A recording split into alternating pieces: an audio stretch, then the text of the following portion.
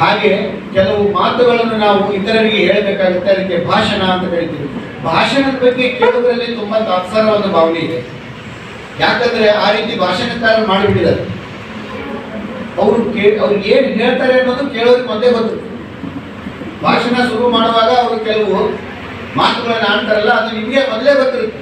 ಉದಾಹರಣೆ, ಆಗಸ್ಟ್ 15 ಸ್ವಾತಂತ್ರ್ಯೋತ್ಸವ ನಡೆಯುವಾಗ ಮುಖ್ಯ ಅತಿಥಿ ಏನ್ ಮಾತಾಡ್ತಾರೆ ಅಂತ ನಿಮ್ಗೆ ಗೊತ್ತಿರುತ್ತೆ.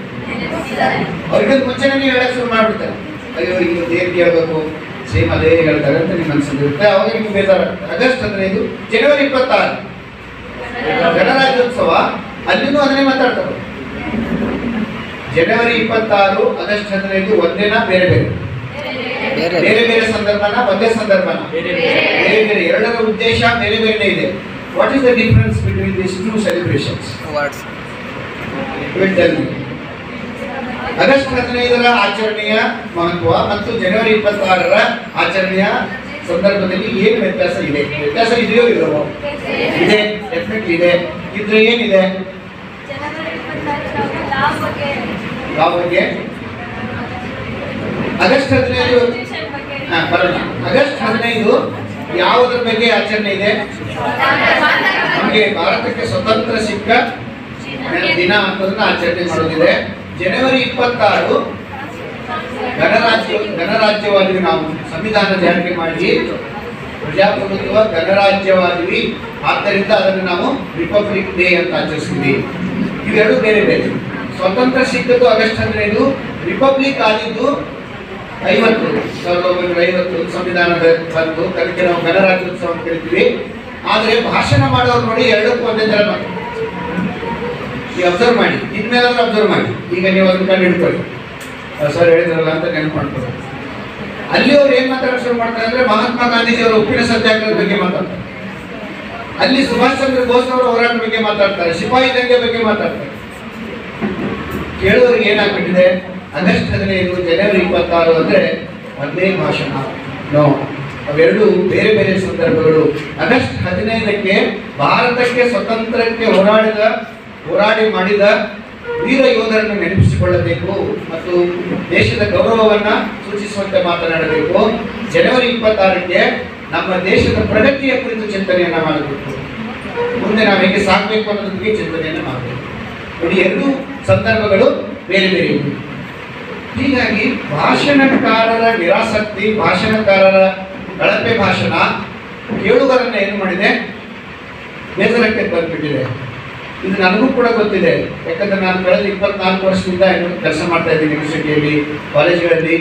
ಒಂದು ಫಂಕ್ಷನ್ ಮಾಡಬೇಕು, ಒಂದು ಕಾರ್ಯಕ್ರಮ ಮಾಡಬೇಕು, ಒಂದು ಲೆಕ್ಚರ್ ಬರ್ತಾರೆ ಅಂದರೆ ಹುಡುಗರೆಲ್ಲ ಓಡ್ತಾರೆ. ಕಾರಣ ಏನಂದ್ರೆ ಅವರಿಗೆ ಬೇಕಾದ ರುಚಿಯಾದ ಮಾತನ್ನು ಹೇಳುವ ಭಾಷಣಕಾರರು ಬಹಳ ಕಡಿಮೆ. ಅವ್ರು ಬಂದು ತಮಗೇನು ಬೇಕು ಅದನ್ನ ಹೇಳ್ತಿರ್ತಾರೆ. ಕೇಳೋರಿಗೆ ಅನಿಸ್ತದೆ ಯಾಕೆ ಕರ್ಕೊಂಡ್ಬಂದಿರಪ್ಪ, ಬಹುಶಃ ನನ್ನ ಭಾಷಣದಲ್ಲಿ ಹಂಗಾಗಲ್ಲ, ನಿಮಗೆ ಇದು ಬೇಜಾರಾಗುವಷ್ಟು ನಾನು ಮುಗಿಸ್ಬಿಟ್ಟಿರ್ತೇನೆ ನನ್ನ ಭಾಷೆ. ಈ ಎರಡು ವಿಷಯಗಳನ್ನು ನಾನು ನಿಮ್ಮ ಮುಂದೆ ಪ್ರಸ್ತುತಪಡಿಸಬೇಕಾಗಿದೆ.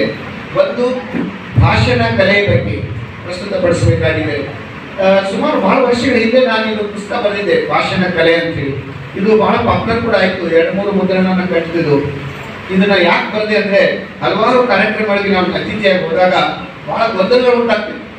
ಸ್ವಾಗತ ಭಾಷಣ ಅಂತ ಒಂದಿರುತ್ತೆ, ವೆಲ್ಕಮ್ ಸ್ಪೀಚ್ ಅಂತ ಕರಿತೀರಾ, ಓಕೆ, ಇಂಟ್ರೊಡಕ್ಟರಿ ಸ್ಪೀಚ್ ಅಂತ ಒಂದಿರುತ್ತೆ, ವೋಟ್ ಆಫ್ ಥ್ಯಾಂಕ್ಸ್ ಅಂತ ಇರುತ್ತೆ, ವಂದನಾರ್ಪಣೆ ಅಂತ ಇರುತ್ತೆ. ಇದ್ರ ನಡುವೆ ವ್ಯತ್ಯಾಸನೇ ಗೊತ್ತಿಲ್ಲದೆ ಜನ ಮಾತಾಡ್ತಿದ್ರು. ಅದನ್ನೆಲ್ಲ ನೋಡಿ ಈ ಭಾಷಣ ಅಂದ್ರೆ ಏನು, ಹೇಗೆ ಮಾಡಬೇಕು, ಇದನ್ನ ಹೇಗೆ ಕಲಿಬೇಕು, ಮತ್ತೆ ಇದರ ಸಿದ್ಧತೆಗಳೇನು, ಯಾವ ಥರದಾಗಿರ್ತದೆ ಅನ್ನೋದ್ರ ಬಗ್ಗೆ ನನಗೆ ಬರುತ್ತೆ. ನೀವೆಲ್ಲ ಕಾಮರ್ಸ್ ಹಿನ್ನೆಲೆ ಇರೋದು, ಇವೆಲ್ಲ BCom ಮಾಡ್ತಾ ಇದ್ದೀರಾ, MBA ಮಾಡ್ತಿದ್ರೆ, BBA ಅಥವಾ MBA ಕೋರ್ಸ್ಗಳಿಗೆ ಹೋಗೋದು, ಮ್ಯಾನೇಜ್ಮೆಂಟ್ ಕೋರ್ಸ್ಗಳಿಗೆ ಹೋಗೋರಿಗೆ ಮಾತು ಬಹಳ ಮುಖ್ಯ. ನೀವು ಸೇಲ್ಸ್ಗೆ ಹೋದರೆ ಸೇಲ್ಸ್ ನಿಮ್ಮ ವ್ಯಾಪ್ತಿಗೆ ಬರುತ್ತೆ, ಬಿಸ್ನೆಸ್ ಸೇಲ್ಸ್ ವಿಶೇಷವಾಗಿ ಮಾರ್ಕೆಟಿಂಗ್ ವಿಭಾಗ ನಿಮಗೆ ಬರುತ್ತೆ. ಭಾಳ ಜನ ಅದರ ಆಪ್ಷನ್ನ ತಗೊಳ್ತೀರಾ ಮುಂದೆ. ಮಾರ್ಕೆಟಿಂಗ್ ಸೆಕ್ಟರ್ಗೆ ತುಂಬ ಡಿಮ್ಯಾಂಡ್ ಇದೆ. ಬೇಕು ಮಾರ್ಕೆಟಿಂಗ್ ಸೆಕ್ಟರ್. ಮಾರ್ಕೆಟಿಂಗ್ ಹೋಗುವಂಥ ಅಭ್ಯರ್ಥಿಗೆ ಮಾತು ಬರಬೇಕಾ ಬೇಡ?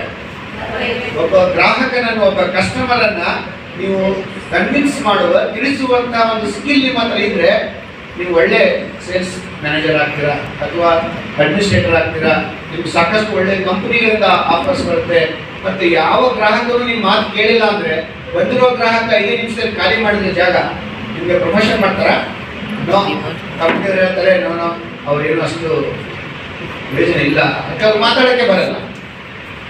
ಮಾತು ಬಸವಣ್ಣವ್ರ ಒಂದು ವಚನದಲ್ಲಿ ಹೇಳಿದ್ರು, ಮಾತು ಬಹಳ ಮುಖ್ಯ ಅಂತ. ಯಾವ ವಚನ ಅದು? ಮಾತಿನ ಬಗ್ಗೆ ಹೇಳಿದ್ರು, ನುಡಿದರೆ ಮುತ್ತಿನ ಹಾರದಂತಿರಬೇಕು, ಮತ್ತ ನುಡಿದರೆ ಸ್ಫಟಿಕದ ಸಲಾಕೆ ಅಂತಿರಬೇಕು, ನುಡಿದರೆ ಮಾಣಿಕ್ಯದ ದೀಪ್ತಿ ಅಂತಿರಬೇಕು, ನುಡಿದರೆ ಲಿಂಗ ಮೆಚ್ಚಿ ಅಹುದೆನ್ನಬೇಕು, ನಡೆನುಡಿ ಒಂದಾಗದಿದ್ದರೆ ಕೂಡಲ ಸಂಗಮ ದೇವ ಮೆಚ್ಚುವುದಿಲ್ಲ. ಅವ್ರ ಮಾತಿನ ಬಗ್ಗೆ ಹೇಳಿದ್ರು, ಇಂಪಾರ್ಟೆನ್ಸ್ ಆಫ್ ಸ್ಪೀಚ್ ಬಗ್ಗೆ ಹೇಳಿದ್ರು. ಗಾದೆ ಮಾತಲ್ಲೂ ಕೂಡ ಇದೆ ಮಾತಿನ ಬಗ್ಗೆ.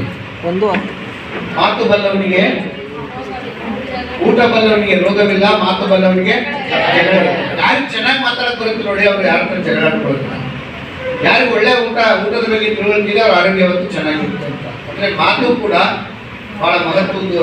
ಯಾಕಂದ್ರೆ ಭಾಷಣ ಅನ್ನುವುದು ಇದು ಯಾವುದಕ್ಕೆ ಸಂಬಂಧಿಸಿದ್ದು? It is an language skill. ಇದು ಭಾಷೆಯ ಕೌಶಲ. ನಮ್ಗೆಲ್ಲರಿಗೂ ಮಾತು ಬರುತ್ತೆ, ಆದ್ರೆ ನಾವೆಲ್ಲರೂ ಕೂಡ ಪರಿಣಾಮಕಾರಿ ಭಾಷಣಕಾರರಲ್ಲ. ಭಾಷಣ ಅನ್ನೋದು ಮಾತಿಗೆ ಸಂಬಂಧಿಸಿದ ವಿಷಯ. ಈ ಮಾತು ಅನ್ನೋದು ಭಾಷಾ ವಿಷಯ. ಅದಕ್ಕೆ ಒಂದು ಲ್ಯಾಂಗ್ವೇಜ್ ಸ್ಕಿಲ್ ಅಂತ ನಾವು ಕರಿತೀವಿ. ಭಾಷೆಯಲ್ಲಿ 4 ಸ್ಕಿಲ್ಗಳಿದೆ. 4 ಸ್ಕಿಲ್ಸ್ ಇನ್ ಲ್ಯಾಂಗ್ವೇಜ್. ಲಿಸನಿಂಗ್ ಅಂದ್ರೆ ಆಲಿಸುವುದು, ಕೇಳುವುದು ಅಂತ ಸಾಮಾನ್ಯ ಅರ್ಥದಲ್ಲಿ ಹೇಳ್ತೀವಿ. Listening is also skill. If you want to develop your language, you must try to listen carefully. Listening, if you don't participate in listening, is very difficult to learn. ನೀವು ಕೇಳುವಲ್ಲಿ ಭಾಗವಹಿಸದೆ ಹೋದ್ರೆ, ನಾನು ಹೇಳಕ್ ಬಂದಿದ್ದೀನಿ 1 hour ಲೆಕ್ಚರ್ ಇದೆ, ಇದನ್ನ ನಿಮಗೆ ಕೇಳುವ ಮನಸ್ಸು ಬೇಕು. ನಾನು ಕೇಳಬೇಕಿದ್ರೆ ನಾವೇನು ಹೇಳ್ತಾ ಇದ್ದಾರೆ, ನಾನು ಅದನ್ನು ರಿಸೀವ್ ಮಾಡಬೇಕು. ಅದನ್ನು ನಾವು ಆಲಿಸು ಅಂತ ಕರೀತೀವಿ. ಆಲಿಸ್ಬೇಕಾದ್ರೆ you have to be here. Physically ಇಲ್ಲಿದ್ದು ನೀವು ಮೆಂಟಲಿ ಹೊರಗಡೆ ಹೋಗ್ಬಿಟ್ರೆ it's not possible to listen. ಭಾಳ ಜನ ಹಂಗೆ ಆಗ್ತಾರೆ, ನೀವು ಗೊತ್ತಿರ್ತಾರೆ, ಬಾಡಿ ಇಲ್ಲಿರುತ್ತೆ, ಮನಸ್ಸು ಎಲ್ಲೋ ಹೋಗ್ಬಿಟ್ಟಿರುತ್ತೆ. ನನ್ನ ಭಾಷಣ ಮುಕ್ತಾಯ ಆಗುತ್ತೆ, ಅವಾಗ ಎಚ್ಚರ ಆಗ್ತದೆ. ಓ ಮುಗಿತಾ? ಯಾವಾಗ ಮುಗೀತು? ಎಲ್ಲಿ ಹೋಗಿದ್ದು ಇಲ್ಲಿವರೆಗೆ? ಎಲ್ಲಿ ಹೋಗಿದ್ದು ನನಗೆ ಗೊತ್ತಿಲ್ಲ. ಮುಗೀತಲ್ಲ ಸದ್ಯಕ್ಕೆ. ಏನು ಹೇಳಿದ್ರು? ಏನೇನೋ ಹೇಳಿದ್ರಪ್ಪ. ಸ್ಟಾರ್ಟಿಂಗಲ್ಲಿ ಸ್ವಲ್ಪ ಗಮನಿಸಿದೆ, ಆಮೇಲೆ ನಾನು ಅದನ್ನು ವಿಚಾರಣೆ ಮಾಡಿದೆ.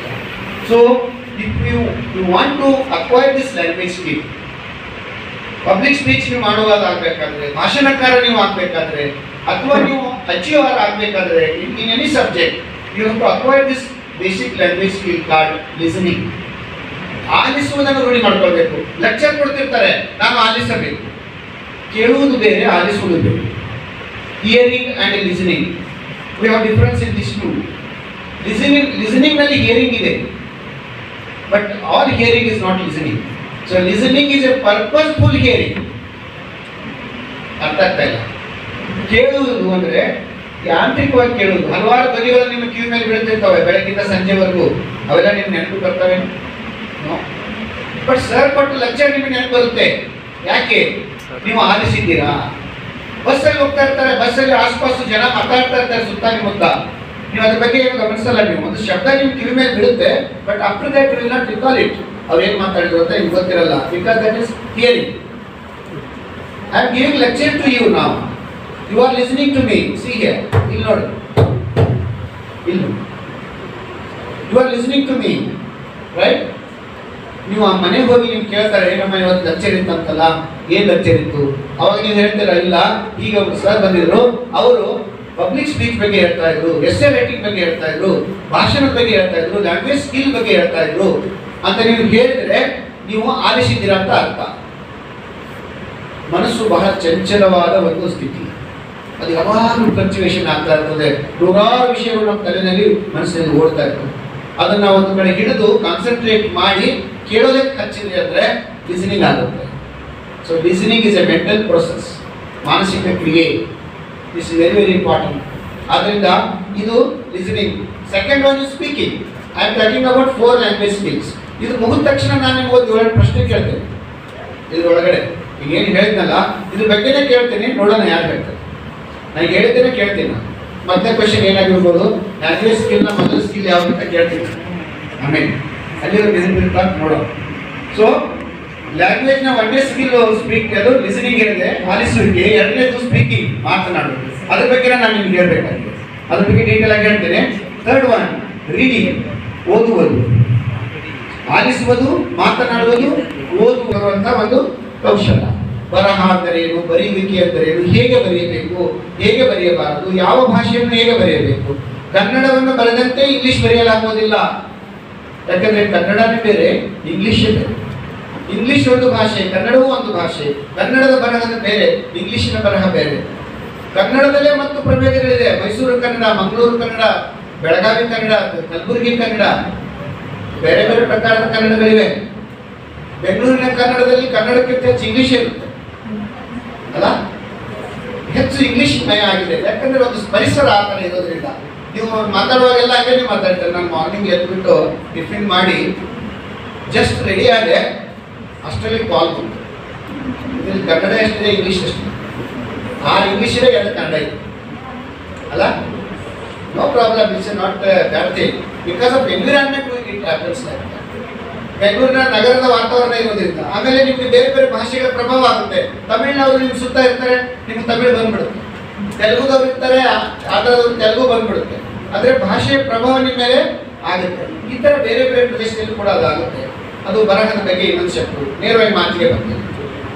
ಭಾಷಣ ಅನ್ನೋದು ಒಂದು ಮಾತಿನ ಕ್ರಿಯೆ. ಇದರ ಒಳಗಡೆ ಒಂದು ಭಾಷಣ ಆಗಬೇಕಾದ್ರೆ 3 ಮುಖ್ಯ ಅಂಶಗಳು ಬೇಕಾಗುತ್ತೆ. 3 important components we need to have speech or this public speech. ಒಂದು ವಿಷಯ ಬೇಕು. ನೋಡಿ, ನಾನು ಏನೇ ಭಾಷಣ ಮಾಡಬೇಕಾದ್ರೆ we must have a subject. ಯಾವ ವಿಷಯದಿಂದ ನಾನು ಮಾತನಾಡುತ್ತಿರೋ ವಿಷಯನೇ ಭಾಷಣದ ವಿಷಯ. ನಾನು ಭಾಷಣ ಮಾಡುವ ಬಗೆಗೇನೆ ಮಾತಾಡ್ತಾ ಇದ್ದೇನೆ. That is my subject. ಅಂದ್ರೆ ಅದು ನನ್ನ ವಿಷಯ. ನೀವು ಭಾಷಣ ಮಾಡಬೇಕಾದ್ರೆ you must have a subject. ನಿಮಗೆ ಬಂದರೆ ಬಹುಶಃ marketing, challenges of marketing in India. Challenges of marketing in India will be a subject for you.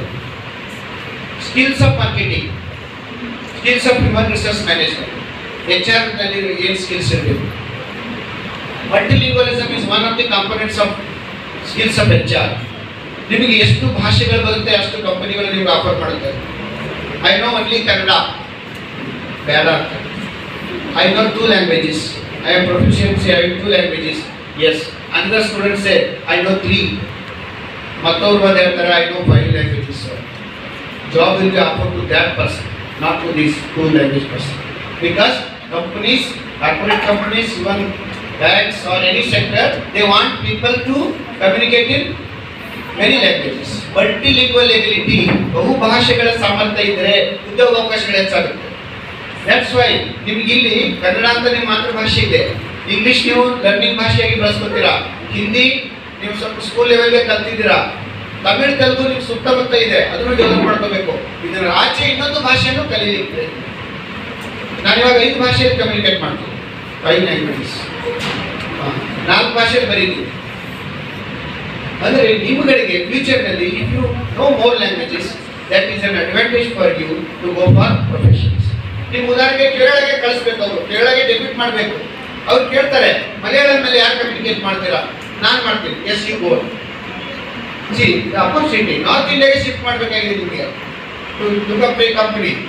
ಅಲ್ಲಿ ನಿಮಗೆ ಹಿಂದಿ ಬರುತ್ತೆ, ವೆರಿ ಗುಡ್ ಎಟ್ ಹಿಂದಿ ಅಂತ ನಿಮ್ಗೆ ಕಳಿಸ್ತಾರೆ. ರೈಟ್? ಅಂದರೆ ಇಲ್ಲಿ ಏನು, language is an asset for your field, your profession. ನೀವು ಯಾರು ಭಾಷಣಕಾರ ಆಗೋದಿಲ್ಲ. ನಾನು ಆಗಿದ್ದೀನಲ್ಲ ಹಾಗೆ. ಬಿಕಾಸ್ ನಾನು ಪ್ರೊಫೆಸರ್ ಆಗಿದ್ದೀನಿ, ಟೀಚರ್ ಆಗಿದ್ದೀನಿ, ನನಗೆ ಭಾಷಣ ಬೇಕು. ನೀವೆಲ್ಲ ಪ್ರೊಫೆಷನಲ್ಸ್ ಆಗೋದಿದ್ದೀರಾ ನಿಮ್ಮ ಫೀಲ್ಡಲ್ಲಿ, ಬೇರೆ ಬೇರೆ ಫೀಲ್ಡಲ್ಲಿ. ಇಲ್ಲಿ language is going to help you. ನೀವು ಯಾರಿಗೋ ಒಂದು ವಸ್ತುವಿನ ಬಗ್ಗೆ ಒಂದು 5 ನಿಮಿಷದಲ್ಲಿ ಹೇಳಬೇಕಾಗಿದೆ. You don't have much time. He tells you that briefly you tell me ಅಂತಾರೆ. ನನಗೆ ಸಂಕ್ಷಿಪ್ತವಾಗಿ ಹೇಳ್ಬಿಡಿ, I don't have much time. ನನಗೆ ಒಂದು 4 ನಿಮಿಷದಲ್ಲಿ ನೀವು ಆ ಪ್ರಾಡಕ್ಟ್ ಬಗ್ಗೆ ಹೇಳ್ಬಿಡಿ ಅಂದಾಗ, ಆ ಸರ್ವಿಸ್ ಬಗ್ಗೆ ಹೇಳ್ಬಿಡಿ ಅಂದಾಗ, if you know languages, good language. ನೀವು ಹಿಂದಿನಲ್ಲಿ ಕನ್ನಡದಲ್ಲಿ ಹೇಳ್ತಾರೆ, ಅವ್ರ ತಗೊಂಡು ಟೆಕ್ನಿಕಲ್ ಹಿಂದಿ ಅಂತ ಕಸ್ಟಮರ್. ಆಗ ನನಗೆ ಹಿಂದಿ ಬರಲ್ಲ ಅಂದರೆ ಅವ ಹೋಗ್ಬಿಡ್ತೀವಿ. ಅನದರ್ ಕಂಪ್ನಿಗೂ ಅವರು ಹಿಂದಿನಲ್ಲಿರೋರು ಅವ್ರನ್ನ ಅಟೆಂಡ್ ಮಾಡ್ತಾರೆ. See here, language is asset today and language is life today. Language is future today. Please understand this. ನೀವು ಇದನ್ನ ಏನು ಮಾಡಿದ್ರೆ ಅವರು ಕಾಮರ್ಸ್ ಕಾಲೇಜಿನಲ್ಲಿ ಕನ್ನಡ ಸಂಘ ಮಾಡುವ ಉದ್ದೇಶ ಕನ್ನಡಾಭಿಮಾನವನ್ನು ಬೆಳೆಸುವುದು ಅಷ್ಟೇ ಅಲ್ಲ. ಕನ್ನಡಾಭಿಮಾನ ನಮ್ಮ ಒಳಗಡೆ ತಾನೇ ಬೆಳೀತದೆ. ನಿಮ್ಮ ಒಳಗಡೆ ಕನ್ನಡಾಭಿಮಾನ ಇದ್ದೇ ಇದೆ, ಯಾಕಂದ್ರೆ ನೀವು ಕನ್ನಡಿಗರಾಗಿದ್ದೀರಿ. ಆದರೆ ಇದನ್ನು ಅವ್ರು ಮಾಡ್ತಿರೋದು ಈ ಕ್ಲಬ್ ಮೂಲಕ ಉದ್ದೇಶ ಏನು ಅಂದ್ರೆ ನಿಮಗೆ ಲ್ಯಾಂಗ್ವೇಜಿನ ಇಂಪಾರ್ಟೆನ್ಸ್ ಅನ್ನು ಹೇಳ್ಕೊಡ್ಬೇಕು. ನೀವು ಕಲಿತೀರಾ, ನೀವು ಕಾಮರ್ಸ್ ನಲ್ಲಿ ಕಲಿತೀರಾ, ಅಕೌಂಟೆನ್ಸಿ ಕಲಿತೀರಾ, ಎಕನಾಮಿಕ್ಸ್ ಕಲಿತೀರಾ. ಈ ಭಾಷೆಗಳಿಂದ ನಾನು ಹೇಗೆ ಫ್ಯೂಚರ್ನ ರೂಪಿಸ್ಕೊಳ್ಬೇಕು ಅನ್ನೋದಕ್ಕೆ ಇದನ್ನು ಅವರು ಮಾಡ್ತಾರೆ. ಆದ್ದರಿಂದ ನೀವು ಗಮನಿಸಬೇಕು ವಿಷಯ ಅದೇ. That's why if you want to be the good speaker, think about subject. ಏನು ವಿಷಯ ನಾನು ಮಾತಾಡೋದಿದೆ, ಆ ವಿಷಯದ ಮಾಹಿತಿ ಏನು, ಅದ್ರ ಬಗ್ಗೆ ಏನು ಹೇಳಬೇಕು, ಅದರ ಸೋರ್ಸ್ ಏನು, ಇದನ್ನು ನೀವು ಕಲೆಕ್ಟ್ ಮಾಡ್ಕೊಂಡು ಮಾತಾಡಬೇಕು. ಆಗಸ್ಟ್ 15 ಗಾಂಧಿ ಜಯಂತಿ ಬಗ್ಗೆ ಮಾತಾಡೋದಿದೆ. ಗಾಂಧೀಜಿಯವರ ಜೀವನದ ಬಗ್ಗೆ ಮಾಹಿತಿಯನ್ನು ಸಂಗ್ರಹಿಸಿ ಮಾತಾಡೋದು, ನಿಖರವಾದ ಅಂಕಿಅಂಶಗಳನ್ನ ಹೇಳಬೇಕು. ಗಾಂಧೀಜಿಯವ್ರ ಬಗ್ಗೆ ಸುಮ್ಮನೆ ಜನರಲ್ ಆಗಿ ಹೇಳೋದಲ್ಲ, ಗಾಂಧೀಜಿ ಆಗಿದ್ರು, ಗಾಂಧೀಜಿ ಹೀಗಿದ್ರು, ಅದರಿಂದ ನೀವು ಕ್ಯಾಚ್ ಮಾಡೋಕ್ಕಾಗಲ್ಲ. ಸೊ ವಿಷಯ ಬೇಕು. ಎರಡನೇ ಕಾಂಪೊನೆಂಟ್ ಪಬ್ಲಿಕ್ ಸ್ಪೀಚ್ಗೆ ಬೇಕಾಗಿರೋದು ಭಾಷೆ. ಅಲ್ಲೇ ನಾನು ಇಂಪಾರ್ಟೆನ್ಸ್ ಹೇಳಿದೆ, ಭಾಷೆಯ ಮಹತ್ವ ತುಂಬ ಇದೆ. ಭಾಷೆಗೆ ಎಷ್ಟೊಂದು ಉದ್ಯೋಗಗಳಿದೆ ಅಂದರೆ ಬಹುಶಃ ಅದು ಟೀಚಿಂಗ್ ಅಲ್ಲಿ ಮಾತ್ರ ಭಾಷೆ ಅಲ್ಲ, ನಿಮಗೆ ಹಲವಾರು ರೀತಿಯಲ್ಲಿ ಭಾಷೆಗಳ ಉದ್ಯೋಗ ಇದೆ. ಟ್ರಾನ್ಸ್ಲೇಟರ್ಸ್ ಬೇಕಾಗಿದ್ದಾರೆ ನಮ್ಗೆ, ಸಾಕಷ್ಟು ಜನ ರೈಟರ್ಸ್ ಬೇಕಾಗಿದ್ದಾರೆ, ಸಾಕಷ್ಟು ಜನ ರಿಸರ್ಚ್ ಮಾಡೋದಕ್ಕೆ ನಮಗೆ ಲ್ಯಾಂಗ್ವೇಜ್ ಬೇಕಾಗಿದ್ದಾರೆ, ರಿಸರ್ಚ್ ಬೇಕಾಗಿದ್ದಾರೆ, ಕಂಪನಿಗಳಲ್ಲಿ ಬೇಕಾಗಿದ್ದಾರೆ, ಪ್ರೊಡಕ್ಟ್ಸ್ನ ವಸ್ತುಗಳ ಬಗ್ಗೆ ಅನುವಾದ ಮಾಡೋರು ಬೇಕಾಗಿದ್ದಾರೆ, ಸಾಕಷ್ಟು ಕಂಪನಿಗಳಲ್ಲಿ ಬೇಕಾಗಿದ್ದಾರೆ. ವಿ ವಾಂಟ್ ಲ್ಯಾಂಗ್ವೇಜ್ ಎಕ್ಸ್ಪರ್ಟ್ಸ್ ಬೇಕು. ಅದು ಒಂದು ಭಾಷೆ ನಿಮಗೆ ಗೊತ್ತಿರಬೇಕು. ಮೂರನೇದು ಸಂದರ್ಭ, context. In which context I am talking.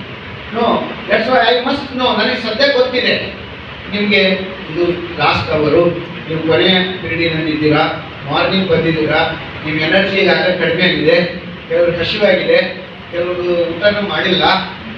ಈ ವೇಳೆನಲ್ಲಿ ನಾನು ವೇದಾಂತ ಹೇಳೋಕೆ ಶುರು ಮಾಡ್ಬಿಟ್ರೆ ನೀವು ಹೇಳ್ತೀರಾ, ಸರ್ ನೀವು ನಾಳೆ ಬೆಳಗ್ಗೆ ಬಂದ್ಬಿಡಿ, ನಾಳೆ ರೆಡಿಯಾಗಿ ಬಂದ್ಬಿಟ್ಟಿರ್ತೀವಿ, ನೀವು ಎಷ್ಟು ಬೇಕಾದ್ರೆ ಹೇಳಿ. ಹಸಿದ ಹೊಟ್ಟೆಗೆ ಯಾವುದು ಇಳಿಸುವುದಿಲ್ಲ. ಹಸಿದ ಹೊಟ್ಟೆಗೆ ಇಳಿಸೋದು ಆಹಾರ ಮಾತ್ರ, ಹೌದಲ್ಲ? ಅದು ಮಿತಿ ನನಗೆ ಗೊತ್ತಿರಬೇಕು. ಅದನ್ನ ಇಟ್ಕೊಂಡೇ ನಾನು ಮಾತಾಡಬೇಕು, ಆದರೂ ಕೂಡ ಮಾತಾಡಬೇಕಾಗಿದೆ. ಬಿಕಾಸ್ ನನಗೆ ಟೈಮ್ ಸಿಕ್ಕಲ್ಲ, ನಾನು ರಜೆಗೆ ಬಂದಿದ್ದೀನಿ. ಅವ್ರು ಅದನ್ನು ಕ್ಯಾಚ್ ಮಾಡಿದ್ದಾರೆ. ಎಷ್ಟು ಯಾರಿದ್ದಾರೆ ನೋಡಿ, ಅವರು ಕ್ಯಾಚ್ ಮಾಡಿದ್ದಾರೆ. ಇದಕ್ಕೋಸ್ಕರ ನನ್ನನ್ನು ಬಿಜಾಪುರದಿಂದ ಕರ್ಸೋಕ್ಕಾಗಲ್ಲ, ಅವ್ರು ರಜೆಗೆ ಬಂದಿದ್ದಾರೆ. ಆ ರಜೆನಲ್ಲಿ ನಾವು ಇವರಿಗೆ ಅವ್ರನ್ನ ಕರ್ಸ್ಕೊಳ್ಳೋಣ ಅಂತ ಅವ್ರು ಪ್ಲ್ಯಾನ್ ಮಾಡ್ತಾರೆ. Sir good thing, right? ಅದಕ್ಕೋಸ್ಕರ ಬರೋದಕ್ಕಿಂತ ಬಂದಾಗಲೇ ನಾವು ಮಾತಾಡೋದು ಒಳ್ಳೆಯದು. ಸೊ ನಿಮ್ಮ ಮಿತಿಯನ್ನು ನಾನು ತಿಳ್ಕೊಂಡಿದ್ದೀನಿ. ಈಗ ಸಂದರ್ಭ ಏನು ಅಂತ ತಿಳ್ಕೊಂಡಿದ್ದೇನೆ. ಇದು ಕೇಳುವರು ಯಾರು ಅಂತ ತಿಳ್ಕೊಂಡಿದ್ದೇನೆ. ನಾನು ಲಿಸನರ್ಸ್ ಯಾರು ನೋಡಿ, ಇಲ್ಲಿ ಇರೋರೆಲ್ಲ ಕಾಮರ್ಸ್ನವರು. ಅಂದರೆ ನಾನು ಇದು ನನಗೆ ಗೊತ್ತಿರಬೇಕು. ನಾನು ಒಂದ್ಸರಿ ಒಬ್ಬರು ಭಾಷಣಕ್ಕೆ ಕರೆದಿದ್ದೆ, ಸ್ವಾಮಿ ವಿವೇಕಾನಂದ ಜಯಂತಿ. ನಾನು ಭಾಳ ಖುಷಿಯಿಂದ ಹೋದೆ, ಭಾಳ ತಯಾರಿಯೆಲ್ಲ ಮಾಡ್ಕೊಂಡು ಹೋಗಿದ್ದೆ. ಸ್ವಾಮಿ ವಿವೇಕಾನಂದ ಬಗ್ಗೆ ಮಾತಾಡೋದು ಬಹಳ ಇದೆ. ಅವ್ರು ಹೇಳ್ತಾರೆ ಎಜುಕೇಶನ್ ಬಗ್ಗೆ, education is a manifestation of divinity exist in you, ಇವತ್ತು ಎಕ್ಸ್ಟ್ರಾಕ್ಟ್ ಇಟ್. ನಿಮ್ಮ ಒಳಗಡೆ ಇರುವ ದೈವತ್ವವನ್ನು ಹೊರಗಡೆ ಎಳೆಯೋದು ಶಿಕ್ಷಣ. ಪ್ರತಿಯೊಬ್ಬರಲ್ಲಿಯೂ ಒಂದು ದೈವತ್ವ ಅಡಗಿದೆ ಅಂತ ಹೇಳ್ತಾರೆ. ಎಜುಕೇಶನ್ ಅಂದರೆ ಅದು. ನಾನು ಇದೆಲ್ಲ ರೆಡಿ ಮಾಡ್ಕೊಂಡು ಹೋಗಿದ್ದೆ, ತುಂಬ ಪ್ರಿಪೇರ್ ಮಾಡ್ಕೊಂಡು ಹೋದೆ. ಅಲ್ಲಿ ಹೋದ ತಕ್ಷಣ ಅವರು ಫಂಕ್ಷನ್ ಹಾಗೆ ಕರ್ಕೊಂಡು ಹೋದ್ರು. ನೋಡಿ ನಾನು ಗಾಬರಿಯಾದೆ. ಯಾಕಂದರೆ ಅಲ್ಲಿ ಕೂತಿರೋದು LKG, UKG, first standard, second standard ಮಕ್ಕಳು. ಎಂಟೈರ್ ಹಾಲ್ ತುಂಬಿತ್ತು. LKG, UKG, first standard, second standard. ಆ ಮೇಡಮ್ಗಳೆಲ್ಲ ಅಲ್ಲಲ್ಲೇ ಕೂತ್ಕೊಂಡು ಅವ್ರನ್ನ ಕಂಟ್ರೋಲ್ ಮಾಡ್ತಾ ಇದ್ರು. ಅಂತ ಹುಡುಗರು ಒಬ್ಬರು ಮೇಡಮ್ ತೆಗೆದುಕೊಂಡು ಕೂತಿದ್ರು. ಎಂಟೈರ್ ಹಾಲ್ ಫುಲ್ ಇದೆ. ನಾನು ಹೋದ ತಕ್ಷಣ ಒಂದು ಮಗು ಅಳಕ್ಕೆ ಶುರು ಮಾಡ್ತು. ಅದು ನೋಡಿ ಎಲ್ಲ ಅಳಕ್ಕೆ ಶುರು ಮಾಡ್ತು. ಒಂದು ಶುರುವಾಗಿದ್ದು 2, 3, 4, 10 ನಿಮಿಷದಲ್ಲಿ ಎಂಟೈರ್ ಹಾಲ್ ಅಳಕ್ಕೆ ಸ್ಟಾರ್ಟ್ ಆಗ್ತದೆ. ನಾನು ಒಂದು ಪದ್ಯ ಹಾಡಿ ನನ್ನ ಭಾಷಣ ಮುಗಿಸಿದೆ. ಭಾಳ ಖುಷಿಯಾಗಿ ಮನೆಗೆ ಹೋದ್ರೆ ನಾನು ಬಂದೆ. ಸಪೋಸ್ ನಾನಲ್ಲಿ ಹೋಗಿ ಸ್ವಾಮಿ ವಿವೇಕಾನಂದರ ಸಾಧನೆ ಬಗ್ಗೆ ಅವ್ರು ಹೇಳಕ್ಕೆ ಶುರು ಮಾಡಿದ್ರೆ ಅವ್ರಿಗೆ ತಿಳಿತಾ? LKG ಮಕ್ಕಳಿಗೆ ಸ್ವಾಮಿ ವಿವೇಕಾನಂದ ಅಂದ್ರೆ ಏನೋ ಗೊತ್ತಿರ್ತಾ? No. But this is what a speaker must understand. Context ಏನಿದು, ಸಂದರ್ಭ ಯಾರು, who are the listeners to me, ಅವ್ರ ಸ್ಟೇಟಸ್ ಏನಿದೆ, ಅವ್ರ ಎಕ್ಸ್ಪೀರಿಯನ್ಸ್ ಏನಿದೆ, ಅವ್ರು ಏನು ಬಯಸ್ತಾರೆ, ಆ ಬಯಸಿದ್ದನ್ನು ನಾನು ಕೊಡಬೇಕು. ಕಾಂಟೆಕ್ಸ್ಟ್ ತಿಳಿದ್ರೆ ನಿಮ್ಮೊಂದೆರಡು ಒಳ್ಳೆ ಜೋಕ್ಸ್ ಹೇಳ್ತೀನಿ ನಾನು. ಆಮೇಲೆ ಲಾಸ್ಟ್ ಹೇಳ್ತೀನಿ, ಮುಂಚೆ ಹೇಳಿದೆ. ಅವ್ರು ಹೇಳಿದ್ದು ನೀವು ಭಾಳ ಖುಷಿ ಪಡ್ತೀರಾ, ನಿಜವಾಗ್ಲೂ ಖುಷಿ ಪಡ್ತೀರಾ. ಯಾಕಂದ್ರೆ ನಾನು ಸುಮಾರು ಒಂದು 40 ಸರಿ ಹೇಳಿದ್ದೀನಿ. ಒಂದು 40 ಬಾರಿ ಹೇಳಿದ್ದೀನಿ. 40 ಸರಿ ಕೇಳಿದವರು ಕೂಡ ಡಿಲೈಟ್ ಆಗಿದ್ದಾರೆ. ಏನು ಸರ್ ಅದು ಹೇಳಿದ್ರೆ, ಅದು ನಾವು ಅಂದ್ಕೊಂಡಿರಲಿಲ್ಲ. ಅದು ನಿಮಗೂ ಹೇಳ್ತೀನಿ, ನೀವು ಹಂಗೆ ಅಂದ್ಕೊಂಡು ಅದ್ರ ಬಗ್ಗೆ ಮಾತಾಡ್ಕೊಂಡು ಮನೆಗೆ ಹೋಗ್ತೀವಿ. ಮತ್ತೆ ಯಾರ್ಯಾರು ಸಿಗ್ತಿರಲ್ಲ ಎದುರಿಗೆ ಅವ್ರಿಗೆ ಹೇಳ್ತೀರಿ, ಅದಕ್ಕೆ ನೀವು ಲಾಸ್ಟಲ್ಲಿ ಹೇಳ್ತೀನಿ, ನೆನಪು ಮಾಡಿ, ನಾನು ಮತ್ತೆ ನೀವು ಹೇಳ್ತೇನೆ. ರೈಟ್, 3 ಅಂಶ ಹೇಳಿದೆ ಭಾಷಣದಲ್ಲಿ. 3 ಅಂಶಗಳಿರುತ್ತೆ ಅಂತ ಹೇಳಿದೆ. ಒಂದು ವಿಷಯ ಇರಬೇಕು, ಭಾಷೆ ಇರಬೇಕು, ಸಂದರ್ಭ ಇರಬೇಕು. ಅವುಗಳನ್ನು ನಾವು ಸರಿಯಾಗಿ ಸ್ಟ್ರಕ್ಚರ್ ಮಾಡಿ ಪ್ರೆಸೆಂಟ್ ಮಾಡಬೇಕು. Presentation of thought is very very important. ನೋಡಿ, ಕೆಲವು ಟೀಚರ್ಸ್ ಇದೀಗ ಯಾಕೆ ಬಂದಿದ್ದೀವಿ, ಮೌನಾಚರಣೆ ಮಾಡಕ್ ಬಂದಿದ್ದೀವಿ, ನಕ್ಕೊಂತ ಹೇಳ್ತಾ ಇದ್ದೀವಿ. ಇದೀಗ ಏನಾಯ್ತು? ವೆರಿ ರಾಂಗ್, ತುಂಬಾ ತಪ್ಪು. ಮೌನಾಚರಣೆ ಮೌನವಾಗಿರ್ಬೇಕಾಗುತ್ತೆ. ಫೇಶಿಯಲ್ ಗೆಸ್ಚರ್ ಬೇರೆನೇ ಆಗ್ಬೇಕಾಗುತ್ತೆ. Hand, head, eyes, face, body. ನಿಮ್ಮ ಬಾಡಿಯನ್ನು ಕೂಡ ಕಮ್ಯುನಿಕೇಶನ್ ಮಾಡುತ್ತೆ, ನೀವು ಬಳಸಬೇಕಾಗುತ್ತೆ. ನೀವು ಯಾರ ಮುಂದೆ ಮಾತಾಡಬೇಕಾಗಿದೆ, ನಿಮ್ಮ ಬಾಡಿಯನ್ನು ನೀವು ಬಳಸಬೇಕು, ಹ್ಯಾಂಡ್ ಅನ್ನು ಬಳಸಬೇಕು. Postures, body postures are very very important. ಹೇಗೆ ನೀವು ನಿಂತ್ಕೊಳ್ತೀರಾ, ಹೇಗೆ ಪ್ರೆಸೆಂಟ್ ಮಾಡ್ತೀರಾ, ಹೇಗೆ ವಾಕ್ ಮಾಡ್ತೀರಾ. ನಾವು ಕೆಲವು ಸ್ಟೂಡೆಂಟ್ಸ್ ಅನ್ನು ನೋಡ್ತೀವಿ, ಅವ್ರು ಯಾವಾಗ ಬಗ್ಗೆ ಹಿಂಗೆ ಹೋಗ್ತಾರೆ, ಬಗ್ಗೆ ಚೀಲ ಮಕ್ಕಳು ಹೋಗ್ತಾ ಇದ್ರೇನೋ ನಂಗೆ ಯಾಕಪ್ಪ ಆಗಿ ಅವ್ರು ಸರಿಯಾಗಿ ಹೋಗ್ಬೇಕು. ನಡೆಯೋದ್ರಲ್ಲಿ ಕೆಲವು ದೂರ ಕಾಲಕ್ಕೂ ನೀವು ಸುತ್ತಮುತ್ತ ಎಲ್ಲ ಹೊರಗಡೆ ಹೋಗ್ತಾರೆ ನೋಡಿ. ಸೊ ನನ್ನ ನಡೆಯುವಿಕೆ, ನನ್ನ ಮಾತನಾಡುವಿಕೆ, ನನ್ನ ಡ್ರೆಸ್ಸು, ನನ್ನ ಅಪಿಯರೆನ್ಸು, ನನ್ನ ವಾಯ್ಸು, ನನ್ನ ಗೆಸ್ಚರ್ಸು, ವೇ ಐ ಕಮ್ಯುನಿಕೇಟ್, ನನ್ನ ಭಾಷೆಯ ವೇಗ, ನಾನು ಮಾತನಾಡುವ ವೇಗ, that's also very very important. ನಾನು ಅತಿ ಅವಸರವಾಗಿ ಮಾತಾಡಿದ್ರೂ ತಿಳಿಯೋದಿಲ್ಲ, ಅತಿ ನಿಧಾನವಾಗಿ ಮಾತಾಡಿದ್ರೆ ಈ ದೇಶದಲ್ಲಿ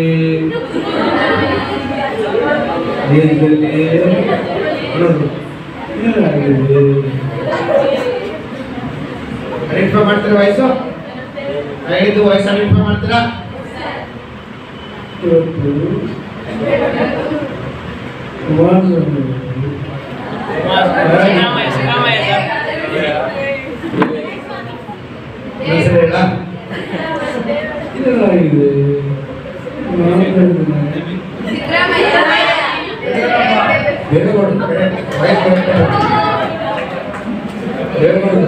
ಎಷ್ಟು ಗ್ಯಾಪ್ ಇದೆ ನೋಡಿ ಅಲ್ಲಿ.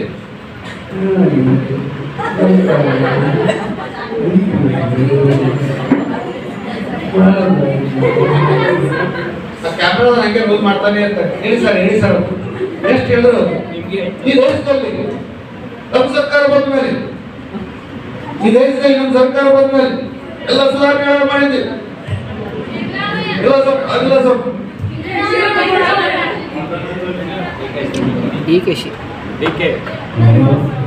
ಇದು ಬರ್ತೀವಿ ನೋಡಿ, ಸಿದ್ದರಾಮಯ್ಯ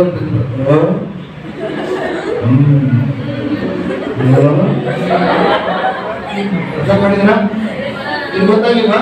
ನಮ್ಮ ಸರ್ಕಾರ ಇದೇ ಬಂದ್ಮೇಲೆ ಇಲ್ಲ ಸರ್. ಯಾರೇನಂದ್ರು? ಯಡಿಯೂರಪ್ಪ.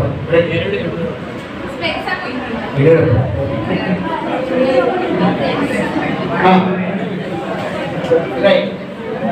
ಈಗ ಶಿಫ್ಟ್ ಆಗೋದು ಬೇಡ. ಶಿಫ್ಟ್ ಆದ್ರೆ ಮಿಮಿಕ್ರಿ ಕಡೆ ಹೋಗ್ಬೇಕು, ಅದು ಬಹಳ ಆಗುತ್ತೆ. ಅದು ಮತ್ತೊಂದ್ಸರಿ ಬರ್ತೀವಿ ಮಿಮಿಕ್ರಿ ಮಾಡಿದ್ರೆ ವಿಷಯ ನಿಂತು. ಇದು ಎಕ್ಸಾಂಪಲ್ ನಿಮ್ಗೆ ಕೊಟ್ಟೆ. ವಾಯ್ಸ್ ಮಾಡ್ಯುಲೇಷನ್ ಅಲ್ಲಿ ನೀವು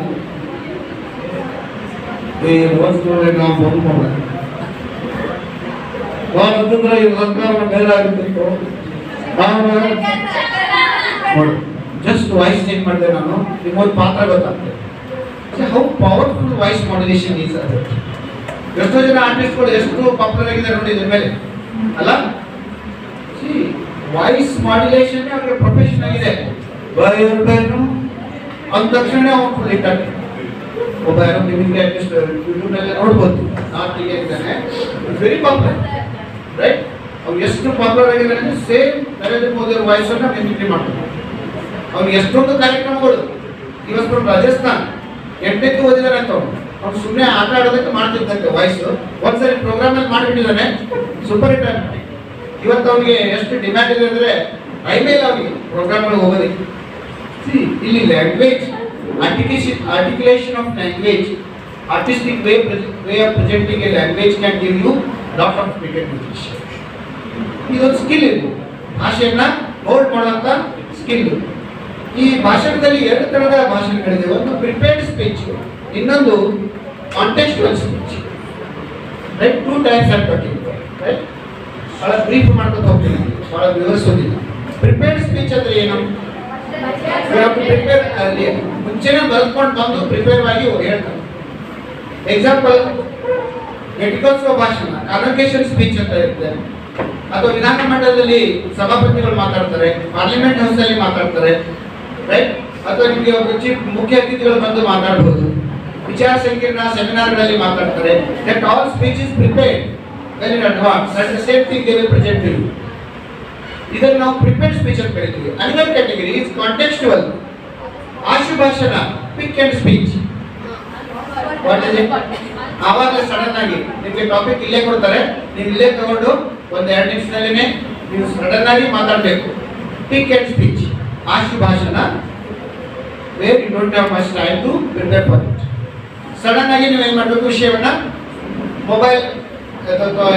ಮೊಬೈಲ್ನ ಲಾಭಗಳು ಹಾನಿಗಳು whatever any topic, sudden ಆಗಿ ನೀವು ವಿಷಯವನ್ನು ಏನು ಮಾಡಬೇಕಾಗ್ತದೆ, ಪ್ರಿಪೇರ್ ಮಾಡಬೇಕು. ಅದರಲ್ಲಿ ಯಾರು ಸ್ಕಿಲ್ ಇರ್ತಾರೆ ಅವ್ರಿಗೆಲ್ಲ. ಡಿಬೇಟ್ ಸ್ಪೀಚ್, ಚರ್ಚಾ ಭಾಷಣ, ಚರ್ಚಾಕೂಟ ಅಂತ ಏನು ಮಾಡ್ತಾರೆ, ಡಿಬೇಟ್ ಅಂತ ಮಾಡ್ತೀರಾ, ಫಾರ್ ಅಂಡ್ ಅಗೇನೆಸ್ಟ್ ಮಾತಾಡ್ತೀರಾ ನೀವು.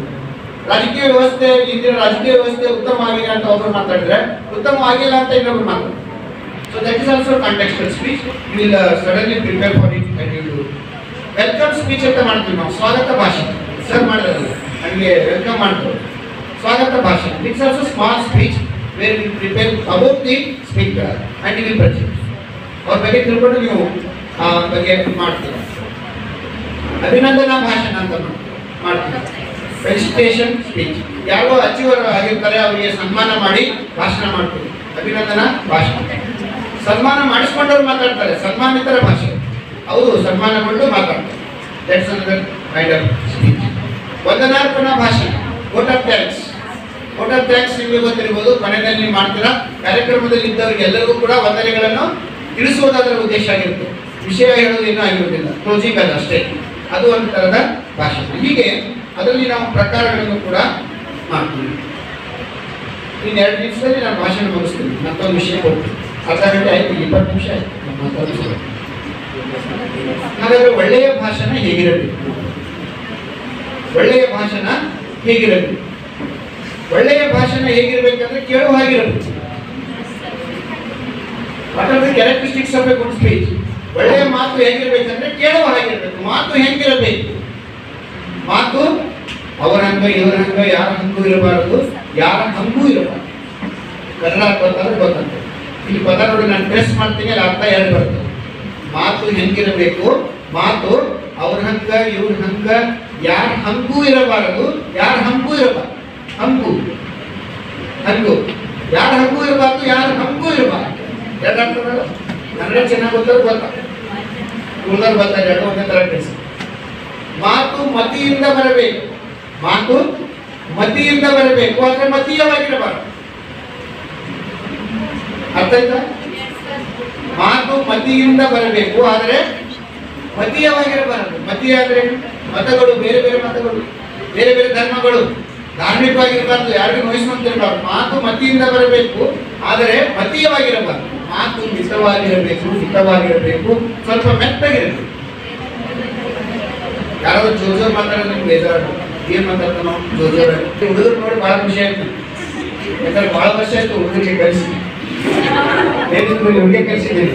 ಇವ್ರು ನೋಡಿ ಬಹಳ ಖುಷಿ ಆಯ್ತು. ಹುಡುಗರು ಬಹಳ ಒಳ್ಳೇದು, ಯಾಕಂದ್ರೆ ಎಲ್ಲ ಕೆಲಸ ಮಾಡ್ಬಿಡ್ತಾರ. ಏನಾದ್ರು ಹೇಳಿದ್ರೆ ಸಾಕು, ಅವ್ರಿಗೆ ಏನ್ ಮಾಡೋಣ ಸರ್ ಅಂತ ಹೇಳಿದ್ರೆ ದಡ ಮಾಡ್ಬಿಡ್ತಾರೆ. ಹುಡುಗಿಯರಿಗೆ ಬಹಳ ಕಷ್ಟ. ನಾವು ಅವ್ರಿಗೆ ಕೆಲಸ ಹೇಳಿದ್ರೆ ನಾವೇ ಬೆಂಚ್ ಹಚ್ಕೊಂಡು ಹೋಗ್ಬೇಕು, ನಾವೇ ಬಾಲನ ಹೊತ್ಕೊಂಡು ಹೋಗ್ಬೇಕು. ಎಲ್ಲ ಮಾಡ್ತೀರಾ? ಹುಡುಗರಿದ್ರೆ ಸ್ವಲ್ಪ ಅನುಕೂಲ, ಅವರು ಹೆಲ್ಪ್ ಮಾಡ್ತಾರೆ ಹುಡುಗರು. ಮತ್ತೆ ಬಹಳ ಅವರು ಬಹಳ ವರ್ಷದವರೆಗೆ ಟೀಚರ್ಸ್ ಜೊತೆ ಅನನ್ಯತೆಯಲ್ಲಿ ಇರ್ತಾರೆ. ಇವರು ಮುಗಿಸ್ಕೊಂಡ್ರು ಅಂದ್ರೆ ಮುಗಿತು ಬ್ಯಾಟರ್ ಬಿಡ್ಬೋದು. ಹುಡುಗರು ನೋಡಿ ಎಲ್ಲೇ ಸಿಕ್ಕರು ಅವ್ರು ನಮ್ಮ ಸರ್ ಅವರು ಅಂತ ಎಷ್ಟೇ ಪ್ರಾಬ್ಲಮ್ ಇದ್ದಿದ್ರು ಕೂಡ ಓಡಿಕೊಂಡು ಮಾತಾಡ್ತಾರೆ. ನನ್ನ ಅನುಭವ ಗೊತ್ತಿಲ್ಲ, ಬಟ್ ನಾನು ಕೋ ಎಜುಕೇಶನ್ ಅಲ್ಲಿ ಇದ್ದೆ, ಬೆಂಗಳೂರಲ್ಲಿ ನಾನು ಲೆಕ್ಚರ್ ಆಗಿದ್ದೆ. ಅವಾಗಿನ ವಿದ್ಯಾರ್ಥಿಗಳು ಇನ್ನೂ ಕಾಂಟ್ಯಾಕ್ಟ್ ಅಲ್ಲಿ ಇದ್ದಾರೆ. 2003-2004 ನಲ್ಲಿ ವಿದ್ಯಾರ್ಥಿಗಳು ಇನ್ನೂ ಕಾಂಟ್ಯಾಕ್ಟ್ ಅಲ್ಲಿ ಇದ್ದಾರೆ, ಅಪಾಯಿಂಟ್ಮೆಂಟ್ ಅಲ್ಲಿ ಆಗಿದ್ದಾರೆ. ಇವಾಗಲೂ ಕೂಡ ಅವರು ನನ್ನ ಬರ್ತಾರೆ, ವಿಶ್ ಮಾಡ್ತಾರೆ, ಹೊಸ ವರ್ಷಕ್ಕೆ ಮೀಟಿಂಗ್ಸ್ ಕಳಿಸ್ತಾರೆ, ಅಂದ್ರೆ ಕಾಂಟ್ಯಾಕ್ಟ್ ಅಲ್ಲಿ ಇದ್ದಾರೆ. ಹುಡುಗರದ್ದು ಅಟ್ಯಾಚ್ಮೆಂಟ್ ಬೇರೆ ತರ ಇರುತ್ತೆ. ಅವ್ರು ನೋಡಿದಾಗ ಸ್ವಲ್ಪ ನೀವು ರಫ್ ಅನ್ಸ್ಬೋದು, ಬಟ್ ಅವ್ರ ಹಾರ್ಟ್ ತುಂಬ ಬಂದಿರುತ್ತೆ. ರೈಟ್. ಇದು ಯಾಕೆ ಅವ್ರ ಬಗ್ಗೆ ಬಹಳ ನಾನು ಹೇಳ್ತಾ ಇದ್ದೀನಿ ಅಂದ್ರೆ ಅವ್ರಿಗೆ ಕೇಳಕ್ ಸಿಗಲ್ಲ. ಅದಕ್ಕೆ ರೆಗ್ಯುಲರ್ ಆಗಿ ನೀವು ಸಿಗ್ತೀರಾ. ನಿಮ್ಮ ಸ್ಟ್ರೆಂತ್ ಅಂಡ್ ವೀಕ್ನೆಸ್ ನನಗೆ ಬಂದಿದೆ. ಬಿಕಾಸ್ ಲಾಸ್ಟ್ 15 years ನಾನು ಹುಡುಗಿಯರು ಮಹಿಳೆಯರ ಜೊತೆ ಓದೋದು, ಅವ್ರ ಜೊತೆ ಕೆಲಸ ಮಾಡೋದ್ರಿಂದ ನಿಮ್ಮ ಸ್ಟ್ರೆಂತ್ ಅಂಡ್ ವೀಕ್ನೆಸ್ ನನಗೆ ತುಂಬ ಚೆನ್ನಾಗಿ ಗೊತ್ತಿದೆ. ಸೊ ಹುಡುಗಿಯರಿಗೆ ತುಂಬ ಸ್ಟ್ರೆಂತ್ ಇದೆ. ಪ್ರಾಬ್ಲಮ್ ಏನಂದ್ರೆ ಆ ಸ್ಟ್ರೆಂತ್ ಅನ್ನು ಅವರು ಯೂಸ್ ಮಾಡ್ಕೋಬೇಕು. ನೀವು ಅದನ್ನು ಬಳಸ್ಕೋಬೇಕು. ರೈಟ್. ಈ ಥರ ಒಂದು ಇದೆ ಅಂದರೆ ಅದನ್ನ ಅಟೆಂಡ್ ಮಾಡಬೇಕು. ಈಗ ಏನೊಂದು ಕೆಲಸ ಕೊಟ್ಟರೆ ಅದನ್ನ ನಿರ್ವಹಿಸಬೇಕು. ಎಲ್ಲಾದ್ರೂ ಡಿಪೆಂಡ್ ಮಾಡಿದ್ರೆ ನೀವು ಹೋಗಿ ಅದನ್ನ ಮಾಡಬೇಕು. ಆಗ ಮಾತ್ರ ನೀವು ಅಚೀವರ್ ಆಗೋದಕ್ಕೆ ಸಾಧ್ಯ ಆಗ್ತದೆ. ಎಸ್ಕೇಪ್ ಮಾಡ್ಕೊಂಡು ಹೋದ್ರೆ ಸಾಧ್ಯ ಆಗೋದಿಲ್ಲ. That's what is very important. ಹುಡುಗರು ಮಾಡ್ತಾರೆ ಅದನ್ನ, ಯಾಕಂದ್ರೆ ನೀವು ಏನಾದ್ರು ಒಂದು ಅವ್ರಿಗೆ ಹೇಳಿ ಅವ್ರು ಮಾಡೇ ಮಾಡ್ತಾರೆ. ಭಾಳ ಕಷ್ಟ ಆದ್ರೆ ಅವ್ರು ಮಾಡ್ತಾರೆ. ಹುಡುಗಿಯರು ಕಾರಣಗಳನ್ನು ಭಾಳ ಕೊಡ್ತಾರೆ. ಇಲ್ಲ ಸರ್ ನನಗೆ ಹುಷಾರಿಲ್ಲ, ನಾನು ಸುಮ್ಮನೆ ಬೇಕಾಗುತ್ತೆ. ಹುಷಾರಂದ್ರೆ ಆಯ್ತು. ಒಬ್ರು ಹೋದ್ರೆ ಅವ್ರ ಜೊತೆ movement that's also weakness. Don't do that. Right. You have to take initiation. ಇದು ಗ್ರಾಜುಯೇಷನ್ ಅಲ್ಲಿ ಬಂದಾಗ ನೀವು ಸಹಿತ ಆಯ್ತಲ್ಲ. ಈಗ ಅಲ್ಲಿ ಹೋಗಿ ಅವ್ರು ಏನು ಮಾಡ್ತಾರೆ, ಫೋನ್ ಮಾಡ್ತಾರೆ, ಬಂದ್ಬಿಡು ಅವರು ಹೋಗ್ಬಿಟ್ಟು. ಏನು ಪ್ರಾಬ್ಲಮ್ ಇರ್ತದೆ, ನಾಟ್ ಇಶ್ಯೂ. ರೈಟ್. ಆಮೇಲೆ ಭಾಷಣದಲ್ಲಿ ಇದು ಅಂಶಗಳು. ಇನ್ನ ಒಂದೆರಡು ಅಂಶ ಹೇಳ್ಬಿಡ್ತೀನಿ. ಭಾಷಣ ಮಾಡುವಾಗ ಏನ್ ಮಾಡಬಾರ್ದು. ಭಾಷಣ ಮಾಡುವಾಗ ನಾವು ಯಾವುದೇ ವ್ಯಕ್ತಿಯನ್ನು ಅವಹೇಳನ ಮಾಡಬಾರ್ದು. ನಾವು ಯಾರ ವ್ಯಕ್ತಿಯನ್ನು ಅವಹೇಳನ ಮಾಡಬಾರ್ದು, ಯಾವ ಧರ್ಮವನ್ನು ನಿಂದಿಸಬಾರದು, ಯಾವ ರಾಜಕೀಯ ಪಕ್ಷವನ್ನು ನಿಂದಿಸಬಾರದು, ಯಾರ ಬಗ್ಗೆನೂ ಕೂಡ ನಾವು ನಕಾರಾತ್ಮಕವಾದಂತಹ ಘೋಷಣೆಯನ್ನು ಮಾಡಬಾರ್ದು ಭಾಷಣಕಾರ. This is very important for the public speakers. ನೀವು ಯಾವಾಗಲೂ ನೆನಪಿಟ್ಕೊಳ್ಳಿ, ನೀವು ಮಾತನಾಡುವಾಗ ಯಾರಿಗೂ ಮನನೊಯ್ಯುವ ಹಾಗೆ ಅಥವಾ ಕಾನೂನಾತ್ಮಕವಾಗಿ ತೊಂದರೆ ಆಗುವ ಹಾಗೆ ಯಾವ ಧರ್ಮ, ಜಾತಿ, ಜನಾಂಗ, ವ್ಯಕ್ತಿ, ಗುಂಪು, ಪಂಗಡ, ಪಕ್ಷ ಇವುಗಳನ್ನು ಟೀಕಿಸುವ ಹಾಗೆ ಮಾತನಾಡಕೂಡದು. ಇದು ಮಾತನಾಡುವಲ್ಲಿ ನೀವು ಗಮನಿಸಬೇಕು. ಮತ್ತೆ ನೀವು ಏನೇ ಮಾತನಾಡುವಾಗ ಪರಾಮರ್ಶನವನ್ನ ಮಾಡಿ ಮಾತನಾಡಬೇಕು. ಕೆಲವು ವಿಷಯಗಳನ್ನು ನೀವು ನಿಖರವಾಗಿ ಹೇಳಬೇಕಾಗುತ್ತೆ, ಅಂದಾಜಾಗಿ ಹೇಳಕ್ಕಾಗಲ್ಲ. ಈಗ ನೀವು ಉದಾಹರಣೆಗೆ ಕಾವೇರಿ ಜಲ ವಿವಾದದ ಬಗ್ಗೆ ಮಾತಾಡೋದಿದೆ. ಕಾವೇರಿ ಜಲ ವಿವಾದದ ಬಗ್ಗೆ ಸುಮ್ಮನೆ ನೀವು ಮಾತಾಡಕ್ಕಾಗಲ್ಲ, ಅಥವಾ ತಮಿಳುನಾಡು ಹೀಗೆ ಅಂತ ನೀವು ಹೇಳಕ್ಕಾಗಲ್ಲ. Because it is emotional issue. ನೀವು ಮಾಡಲೇಬಾರ್ದು. ನೀವು ಏನೇ ಅಂತ ಮಾತನಾಡೋ ವಿಷಯ ಬಂದಾಗ ಕಾನೂನಾತ್ಮಕವಾಗಿ ರೆಫರೆನ್ಸ್ ಮಾಡಿ ಏನಿದೆ ಆ ಉಲ್ಲೇಖಗಳನ್ನೇ ಮಾತನಾಡಬೇಕು. ಜನರಲ್ ಆಗಿ ನಾವು ಮಾತನಾಡಬಾರ್ದು.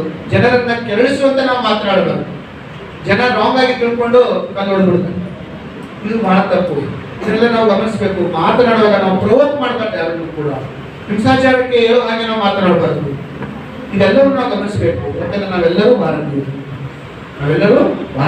ಸಮಸ್ಯೆಗಳಿವೆ, ಆ ಸಮಸ್ಯೆಗಳಿಗೆ ಪರಿಹಾರಗಳು ಕೂಡ ಇವೆ. ಸೌಹಾರ್ದತೆಯಿಂದ ನಾವು ಮಾತನಾಡುವುದು ಬಹಳ ಮುಖ್ಯವಾಗುತ್ತೆ. ಇದನ್ನ ಕೂಡ ನಾವು ಭಾಷಣದಲ್ಲಿ ಗಮನಿಸಬೇಕಾಗುತ್ತೆ.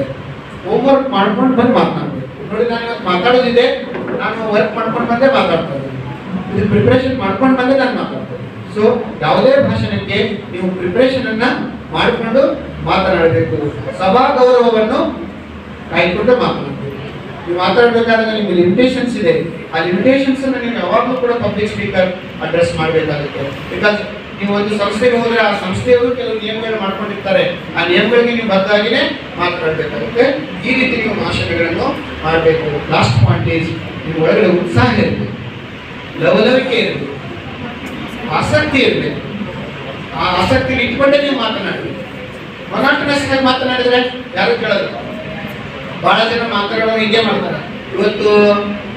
ಇವತ್ತು ಏನಾಗಿದೆ, ಇವತ್ತು ಮಹಾತ್ಮ ಗಾಂಧಿಯವರು ಇವತ್ತೆಲ್ಲಿ ಮಹಾತ್ಮ ಗಾಂಧಿ ಹೋಗಿದ್ದಾರೆ. ಇವತ್ತು ಸುಭಾಷ್ ಚಂದ್ರ ಬೋಸ್ ಅವರು ಇವತ್ತು ನೋಡಿ, ವರ್ತಮಾನ, ಭೂತಕಾಲ, ಭವಿಷ್ಯತ್ ಕಾಲ ಇವುಗಳ ವ್ಯತ್ಯಯ ಗೊತ್ತಾಗದೆ ಹೋದ್ರೆ, ವ್ಯತ್ಯಾಸ ಗೊತ್ತಾಗದೆ ಹೋದ್ರೆ ಭಾಷಣ ಕೇಳ್ಬೇಕು. ಆದ್ದರಿಂದ ನೀವು ಮಾತನಾಡುವಾಗ ಈ ಏಕಕಾಲತೆ ಬರೋ ಹಾಗೆ ಮಾತನಾಡದೆ ಲವಲವಿಕೆಯಿಂದ ಮಾತನಾಡಬೇಕಾಗಿದೆ. ಇಷ್ಟು ಮಾತನಾಡಬೇಕು. ಭಾಷಣ ಕಲೆ ಬರಬೇಕಾದ್ರೆ ಭಾಷಣ ರೂಢಿಯಿಂದ ಬರುತ್ತೆ. ನಿಮ್ಗೆ ಸ್ಪರ್ಧೆಗಳನ್ನು ಇಟ್ಟಾಗ ನೀವು ಭಾಗವಹಿಸಬೇಕು. ಸೋಲು ಗೆಲುವು ಮುಖ್ಯ ಅಲ್ಲ. ನೀವು ಭಾಗವಹಿಸಿ ಆ ನಂತರ ಅದರೊಳಗಡೆ ಸ್ಕಿಲ್ಸ್ ಅನ್ನ ಬೆಳೆಸಬೇಕಾಗುತ್ತೆ. ಈಗ ಪ್ರಬಂಧಕ್ಕೆ ಬರೋಣ. ಇದ್ರ ಬಗ್ಗೆ ಏನಾದ್ರು ಕ್ವಶನ್ಸ್ ಇದ್ರೆ ಕೇಳಿ. 1 or 2 ಐ ಟು ಎಸ್ ರೈಟಿಂಗ್ ಅದೊಂದು 10 ನಿಮಿಷ ಹೇಳಿ ಮುಗಿಸ್ತೀನಿ. ಬೇಕಲ್ಲ ಅಷ್ಟು ಹೇಳಬೇಕು. ಇದ್ರ ಬಗ್ಗೆ, ಭಾಷಣದ ಬಗ್ಗೆ ಏನಾದರೂ you want to say something? No. ಅದರ ಅರ್ಥ ಎರಡು. ಒಂದು ಎಲ್ಲ ತಿಳಿದಿದೆ, ಇನ್ನೊಂದು ಏನೂ ತಿಳಿದಿಲ್ಲ. Anything you want to say or any question you want to ask me? ಇದಕ್ಕೆ ಭಾಷಣ ಅಥವಾ ಏನಾದರೂ ಅಭಿಪ್ರಾಯ ನೀವು ಹೇಳ್ತೀರಾ ಅಂತ ಕೂಡ ಹೇಳ್ಬೋದು. ಇಲ್ಲ ಅಂದ್ರೆ ನಾನು ಪ್ರಬಂಧಕ್ಕೆ ಹೋಗ್ತೀನಿ. ಪ್ರಬಂಧಕ್ಕೆ ಹೋಗ್ಲಾ? ಪ್ರಬಂಧ ಎಸ್ಸೆ ಈಗ ಭಾಷಣ ಲ್ಯಾಂಗ್ವೇಜಿನ 4 ಕೌಶಲ್ಯಗಳಲ್ಲಿ ಮಾತನಾಡುವ ಕೌಶಲ್ಯಕ್ಕೆ ಸಂಬಂಧಿಸಿದ್ದು ಅಂತ ಹೇಳಿದ್ನಲ್ಲ. ಲ್ಯಾಂಗ್ವೇಜ್ ಸ್ಕಿಲ್ಸ್ 4 ಅಂತ: ಆಲಿಸುವಿಕೆ, ಮಾತನಾಡುವಿಕೆ, ಓದುಗಾರಿಕೆ, ಬರವಣಿಗೆ. 2ನೇ ಸ್ಕಿಲ್ ಮಾತನಾಡುವಿಕೆಗೆ ಭಾಷಣ ಸಂಬಂಧಿಸಿದ್ದು. 4ನೇ ಸ್ಕಿಲ್ ಬರವಣಿಗೆಗೆ ಪ್ರಬಂಧ ಸಂಬಂಧಿಸಿದೆ. ಪ್ರಬಂಧ ಅಂದ್ರೆ ಕಟ್ಟುವಿಕೆ, ಬಂಧ ಅಂದ್ರೆ ಕಟ್ಟುವುದು, ಬಂಧನ. ಈ ಬಂಧನ ಜನ್ಮದ ಅನುಭವ. ಬಂಧನ ಅಂದ್ರೇನು? ಕಟ್ಟುವುದು. ಬಂಧನ ಅಂದ್ರೆ ಕಟ್ಟು, ಕೂಡಿಸು, ಜೋಡಿಸು, ಸಂಗ್ರಹಿಸು, ಜಾಯಿನ್ ಮಾಡೋದು, ಸ್ಟ್ರಕ್ಚರ್ ಮಾಡು. ಪ್ರಬಂಧ ಸೂಕ್ತವಾದ ಕಟ್ಟುವಿಕೆ, ಅರ್ಥಪೂರ್ಣ ಕಟ್ಟುವಿಕೆ ಪ್ರಬಂಧ. Meaningful construction. ಎಸ್ಸೆ ಇದು ಕೂಡ ಒಂದು ಭಾಷೆಯ ಕೆಲಸ. ಇದು ಬರವಣಿಗೆಗೆ ಸಂಬಂಧಿಸಿ. ಭಾಷಣ ಮಾತಿಗೆ ಸಂಬಂಧಿಸಿದ್ರೆ ಬರವಣಿಗೆ ಪ್ರಬಂಧ ಬರೆಯುವ ವಿಷಯ. ಶಾಶ್ವತ ಯಾವುದು? ಶಾಶ್ವತವಾದದ್ದು ಯಾವುದು? ಮಾತು ಶಾಶ್ವತವೋ ಬರಹ ಶಾಶ್ವತವೋ? ಬರಹ ಶಾಶ್ವತ. ಅದಕ್ಕಾಗಿ ಎಲ್ಲವನ್ನು ಬರೆದಿರ್ತಾರೆ ಅಲ್ವಾ? ನಿಮಗೆ ಅಂಕಪಟ್ಟಿ ಕೊಡ್ತಾರೆ, ಮಾರ್ಕ್ಸ್ ಕಾರ್ಡ್ ಕೊಡ್ತಾರೆ, ಪ್ರಿಂಟೆಡ್, ರಿಟರ್ನ್. ಮಾರ್ಕ್ಸ್ ಕಾರ್ಡ್ ಇಲ್ಲ ಅಂದ್ರೆ ನಿಮ್ಗೆ ನಡೀತಾ? No sir, we want marks card ಅಂತೀರಾ ನೀವು, because we want to show proof ಅಲ್ಲ. ಬರಹ ಶಾಶ್ವತವಾದದ್ದು. ಹಾಗಾಗಿ ಬರಹ ಮಾಡಲಿಕ್ಕೆ ಪ್ರಬಂಧ ಅನ್ನೋದು ನಮಗಿಷ್ಟವಾದ ಒಂದು ವಿಷಯವನ್ನು ಅರ್ಥಪೂರ್ಣವಾಗಿ ಬರೆಯುವ ಕ್ರಿಯೆ. ವಿಷಯ ಯಾವುದಾದ್ರೂ ಆಗಿರ್ಬೋದು. ಪ್ರಬಂಧಕ್ಕೆ ಇದೇ ವಿಷಯ ಅಂತಿಲ್ಲ. ಯಾವ ವಿಷಯಕ್ಕೆ ನೀವು ಬರೀಬೇಕಾಗಿದೆ ಆ ವಿಷಯಕ್ಕೆ ನಿಮಗೆ ಇಷ್ಟವಾದ ವಿಷಯವನ್ನು ಅರ್ಥಪೂರ್ಣವಾಗಿ ಬರೀಬೇಕು. Meaningful way. ಮೀನಿಂಗ್ಫುಲ್ ಅಂದ್ರೆ ಏನು? ಅದೆಲ್ಲರಿಗೂ ಅರ್ಥ ಆಗಬೇಕು. ಏನು ಬರೀತಾ ಇದ್ದೀರ ಅನ್ನೋದು ಅರ್ಥ ಆಗುವ ಹಾಗೆ ಬರೀಬೇಕು. ಯಾವ ವಿಷಯವೂ ಆಗಿರ್ಬೋದು, ಒಂದು ವಿಷಯವನ್ನು ನೀವು ಕಟ್ಟಿಕೊಳ್ಬೇಕಾಗುತ್ತೆ. ಈ ಬರಹಗಳನ್ನು ನೀವು ನೋಡಿದ್ರೆ ಹಲವಾರು ರೀತಿಯ ಪ್ರಬಂಧಗಳನ್ನು ನಾವು ಗಮನಿಸ್ತೀವಿ. ಲಲಿತ ಪ್ರಬಂಧ ಅಂತ ಹೇಳ್ತಾರೆ, ಲಘು ಪ್ರಬಂಧ ಅಂತ ಹೇಳ್ತಾರೆ. ಲಘು ಪ್ರಬಂಧ ಅಂದ್ರೆ ಯಾವುದೇ ವಿಷಯ ತಗೊಂಡು ನೀವು ಬರೀಬಹುದು. ನಾನೊಂದು ಮರವಾಗಿದ್ದೇನೆ ಅಂತ ಟಾಪಿಕ್ ಕೊಟ್ಟರೆ ನೀವು ಮರ ಆಗಿದ್ರೆ ಏನ್ ಮಾಡ್ತೀರಾ ಅಂತ ಬರೀತೀರ. ನಾನೊಂದು ನಾಣ್ಯವಾಗಿದ್ದೇನೆ, ನಾಣ್ಯ ಒಂದು ಕಾಯಿನ್ ಆಗಿದ್ರೆ ನಾನು, ಅಥವಾ ಒಂದು ನಾನು ಮರ ಆಗಿದ್ರೆ, ನಾನು ಆಕಾಶ ಆಗಿದ್ರೆ ಅಂತ ಒಂದು ಟಾಪಿಕ್ ಕೊಟ್ಟು ಬರೀರಿ ಅಂದ್ರೆ ನಿಮ್ಗೆ ಏನ್ ಮನಸ್ಸಿನಲ್ಲಿ ಬರ್ತೋದು ಬರೀತೀರಿ. ನಾನು ಆಕಾಶ ಆಗಿದ್ರೆ ಏನ್ ಮಾಡ್ತಿದ್ದೆ ನಿಮ್ಗೆ ಬರ್ದಾಗ ಗೊತ್ತಾಗಬೇಕು. ವಿಚಾರ ಮಾಡಿದಾಗ ನಿಮ್ಗೆ ಅನ್ಸ್ತದ ಹಿಂಗೆ ಅಂತ. ಇಮ್ಯಾಜಿನೇಷನ್ ಅಷ್ಟೇ. ಬಟ್ ಒಂದು ವಿಷಯಕ್ಕೆ ನೀವೇನ್ ಮಾಡ್ಬೇಕು? ಇಮ್ಯಾಜಿನೇಷನ್ ಮಾಡ್ಬೇಕು. ನಾನು ಈ ದೇಶದ ಪ್ರಧಾನಿ ಆಗಿದ್ದರೆ ಅಂದ್ರೆ ನೀವು ಬರೀತೀರ. ನಿಮ್ಗೆ ಏನೇನು ಮಾಡ್ತೀರ? ಬಸ್ ಫ್ರೀ ಮಾಡ್ತಿರೋ, ಟ್ರೈನ್ ಫ್ರೀ ಮಾಡ್ತಿರೋ, ನಾನು ಫ್ಲೈಟ್ ಫ್ರೀ ಮಾಡ್ಬಿಡ್ತೀನಿ ಸರ್ ಎಲ್ಲರೂ. ಇಡೀ ದೇಶದಲ್ಲಿ ಎಲ್ಲರಿಗೂ ಫ್ಲೈಟ್ ಫ್ರೀ ಮಾಡ್ಬಿಡ್ತೀನಿ. ನೀವು ಇಮ್ಯಾಜಿನೇಷನ್ ಅದು, ರೈಟ್? ಸೊ ಲಲಿತ ಪ್ರಬಂಧ ಅಂದ್ರೆ ಯಾವುದೇ ಒಂದು ವಿಷಯಕ್ಕೆ ನಾವು ಬರವಣಿಗೆಯನ್ನು ಮಾಡಬಹುದು. ಅದಕ್ಕೆ ನಿರ್ಬಂಧಗಳಿಲ್ಲ. ಅದು ಅವರ ವೈಯಕ್ತಿಕವಾದ ವಿಸ್ತರಣೆ ಇರುತ್ತೆ. ಅದಕ್ಕೆ ಲಘು ಪ್ರಬಂಧ, ಲಲಿತ ಪ್ರಬಂಧ ಅಂತ. ಚಿಂತನಾತ್ಮಕ ಪ್ರಬಂಧ. ಚಿಂತನಾತ್ಮಕ ಪ್ರಬಂಧ ಅಂದ್ರೆ ನಾನೊಂದು ಮರವಾಗಿದ್ದರೆ ಅಂತ ಬರೆಯುವ ಪ್ರಬಂಧ ಅಲ್ಲ. ಅದು ನಿರ್ದಿಷ್ಟ ವಿಷಯದ ಮೇಲೆ ಬರೆಯುವ ಪ್ರಬಂಧ. ಬಾಲ ಕಾರ್ಮಿಕರು, ಚೈಲ್ಡ್ ಲೇಬರ್ ಮೇಲೆ ನೀವು ಬರೀಬೇಕು. ಚೈಲ್ಡ್ ಲೇಬರ್ ಮೇಲೆ ನೀವು ಬರೀಬೇಕು. ಬ್ಯಾಂಕಿಂಗ್ ಮೇಲೆ ಬರೀಬೇಕು. ಕಮರ್ಷಿಯಲೈಸೇಷನ್ ಆಫ್ ಬ್ಯಾಂಕ್ಸ್ ಬಗ್ಗೆ ಬರೀಬೇಕು. Nationalisation of Indian banks. ಭಾರತದ ಬ್ಯಾಂಕುಗಳ ವಾಣಿಜ್ಯೀಕರಣ, ರಾಷ್ಟ್ರೀಕರಣ ಅಂತ ನೀವು ಬರೀಬೇಕಾದ್ರೆ ಇಲ್ಲಿ ನಿಶ್ಚಿತ ವಿಷಯ ಇದೆ. Based on definite subject you have to write. ಅಂದ್ರೆ ಇಲ್ಲಿ ಜನರಲ್ ಆಗಿ ಬರೆಯಕ್ಕಾಗಲ್ಲ. ಕಾವೇರಿ ಜಲ ವಿವಾದ ಜನರಲ್ ಆಗಿ ಬರೆಯಕ್ಕಾಗಲ್ಲ. You have to write in a historical manner, in a legal manner. You have to refer things and you have to write. ಸುಮ್ಮನೆ ಬರೆಯಕ್ಕಾಗಲ್ಲ. ಚಿಂತನಾತ್ಮಕ ಪ್ರಬಂಧ. ವಿಜ್ಞಾನದ ಬಗ್ಗೆ ಬರೆಯಲಿದೆ. ವೈಜ್ಞಾನಿಕ ಚಂದ್ರಗ್ರಹದ ಮೇಲೆ ಹೋಗೋದ ಬಗ್ಗೆ ಬರೆಯಲಿದೆ. ಸುಮ್ಮನೆ ಕಲ್ಪಿಸ್ಕೊಂಡು ಬರೆಯಕ್ಕಾಗಲ್ಲ. ನಾನು ಇಲ್ಲಿಂದ ಹಾರಿ ಚಂದ್ರಗ್ರಹಕ್ಕೆ ಹೋಗುತ್ತೇನೆ ಅಂದ್ರೆ ಅದು ಕವನದಾಗ ಬರೀಬಹುದು. ಕವನದಲ್ಲಿ ನಡೀತದೆ, ನಾನು ಇಲ್ಲಿಂದ ಹಾರುತ್ತೇನೆ, ಚಂದ್ರಗ್ರಹಕ್ಕೆ ಹೋಗುತ್ತೇನೆ. ಬಟ್ ನೀವು ಪ್ರಬಂಧ ಬರೀಬೇಕಾದ್ರೆ ಸೈಂಟಿಫಿಕ್ ಆಗಿ ಬರೀಬೇಕಾಗ್ತದೆ. ಅದಕ್ಕೆ ವಿಷಯ ಬೇಕು. ಇದರ ಚಿಂತನಾತ್ಮಕ ಪ್ರಬಂಧ ಅಂತ. ಅಪಹರಿಸೋದಕ್ಕೆ ರಾವಣ ಬರ್ತಾನೆ. ರಾವಣ ಸನ್ಯಾಸಿಯ ವೇಷವನ್ನು ಧರಿಸ್ಕೊಂಡು ಬರ್ತಾನೆ. ಎಲ್ಲ ಗೊತ್ತಲ್ಲ ಯಾಕೆ ಸನ್ಯಾಸಿ ವೇಷ ಧರಿಸಿದ. ಆಮೇಲೆ ಮಾರೀಚ ಮಾಯಾಜಿಂಪಿಯಾಗಿ ಹೋದ. ಅವನ ಹಿಂದೆ ಲಕ್ಷ್ಮಣ ಹೋದ. ಲಕ್ಷ್ಮಣ ಹೋಗಿ ರಾಮ ಹೋದ. ರಾಮ ಹೋದ ಕಡೆ ಲಕ್ಷ್ಮಣ ಇಲ್ಲೇ ಇದ್ದ. ಆಮೇಲೆ ಲಕ್ಷ್ಮಣನೂ ಹೋದ. ಆಮೇಲೆ ಲಕ್ಷ್ಮಣ ಹೋದದನ್ನ ನೋಡಿ ರಾವಣ ಅಲ್ಲಿ ಬಂದು, ಸನ್ಯಾಸಿ ವೇಷವನ್ನು ಧರಿಸಿದ ರಾವಣ ಬಂದು ಸೀತೆಯನ್ನು ಅಪಹರಿಸಿ ಗಳಿಸಿ ನಕ್ಕ. ನಾನು ರಾವಣ, ಸನ್ಯಾಸಿ ಅಲ್ಲ, ಸನ್ಯಾಸಿ ವೇಷದಲ್ಲಿರುವ ರಾವಣ. ಸೀತೆಯನ್ನು ಶುರು ಮಾಡಿದ್ದು. ನಾನು ಕೂಡ ಸೀತೆ ಅಲ್ಲ, ಸೀತೆಯ ಮನೆಯಲ್ಲಿ ಕೆಲಸ ಮಾಡುವ ಶಾಂತಮ್ಮ.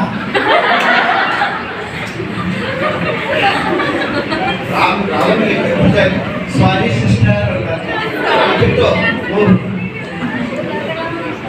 ಕೆಲವು ತಿಳಿದೇ ಇಲ್ಲ. ರಾವಣ ಸನ್ಯಾಸಿ ವೇಷವನ್ನು ಧರಿಸಿ ಸೀತೆಯನ್ನು ಅಪಹರಿಸಿ ನಕ್ಕು ಹೇಳಿದ. ನಾನು ಸನ್ಯಾಸಿ ಅಲ್ಲ, ಸನ್ಯಾಸಿ ವೇಷವನ್ನು ಧರಿಸಿದ ರಾವಣ. ಅಪಹರಿಸಿದ ಮೇಲೆ ಸೀತೆ ಹೇಳ್ಬೇಕಾಗಿತ್ತು, ನನ್ನನ್ನು ಬಿಡಿ, ನನ್ನ ಉಳಿಸಿ ಅನ್ಬೇಕಾಗಿತ್ತು. ಅವರು ನಗರ್ಸು ಮಾಡಿದ್ರು. ನಾನು ಕೂಡ ಸೀತೆ ಅಲ್ಲ, ಸೀತೆ ಮನೆಯಲ್ಲಿ ಕೆಲಸ ಮಾಡುವ ಶಾಂತಮ್ಮ. ರಾವಣ ಅವನ್ನ ಇಳಿಸ್ಬಿಟ್ಟು ಸಾರಿ ಸಿಸ್ಟರ್ ಅಂತ ಹೋದ. ಈ ಕಥೆ ಬರ್ತದೆ ಯಾರು? ಪ್ರಾಥಮಿಕ ಶಾಲೆಯ ಮಕ್ಕಳು, ಪ್ರೈಮರಿ ಸ್ಕೂಲ್ ಚಿಲ್ಡ್ರನ್.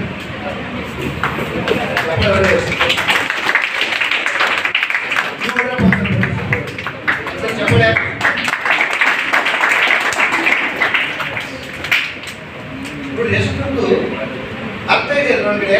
ನಾವು ಯಾವ ಇಮ್ಯಾಜಿನೇಷನ್ ಮಾಡ್ಕೊಂಡಿಲ್ಲ. ಮಕ್ಕಳು ಏನ್ ಮಾಡಿದಾರೆ, ಈ ರಾಮಾಯಣದ ಒಂದು ಕಥೆಯನ್ನ ಕ್ರಿಯೇಟಿವ್ ಆಗಿ ಕನ್ಸ್ಟ್ರಕ್ಟ್ ಮಾಡಿದಾರೆ. ಅವ್ರು ಯಾಕಂದ್ರೆ ಮಜಾ ಅನ್ಸುತ್ತಲ್ಲ ಕೇಳಿದಾಗ, ಹೋಗಿ ಆನ್ಸರ್ ಕೇಳಿದಾಗ ಇನ್ನೊಬ್ರು ಹೇಳ್ತಾರೆ ಅವರು ಕೂಡ ರೈಟ್. ಪ್ರಬಂಧ ಹಾಸ್ಯ ಪ್ರಬಂಧ, ಈ ತರ ಪ್ರಬಂಧ ಹಾಸ್ಯ ಪ್ರಬಂಧ ಮನೋರಂಜನೆಗಾಗಿರುತ್ತೆ. ಅದು ಅವ್ರು ಯಾಕಂತ ಹೇಳಿದ್ರು ಅಂತ ಏನಿಲ್ಲ, ಸುಮ್ಮನೆ ಅದೊಂದು ಕತೆ ಸ್ಟ್ರಕ್ಚರ್ ಆಯ್ತು ಅಷ್ಟೇ. ಖುಷಿ ಕೊಡೋದಕ್ಕೆ ಬರೀತಕ್ಕಂಥ ಪ್ರಬಂಧ ಹಾಸ್ಯ ಪ್ರಬಂಧ, ಮನೋರಂಜನಾ ಪ್ರಬಂಧ.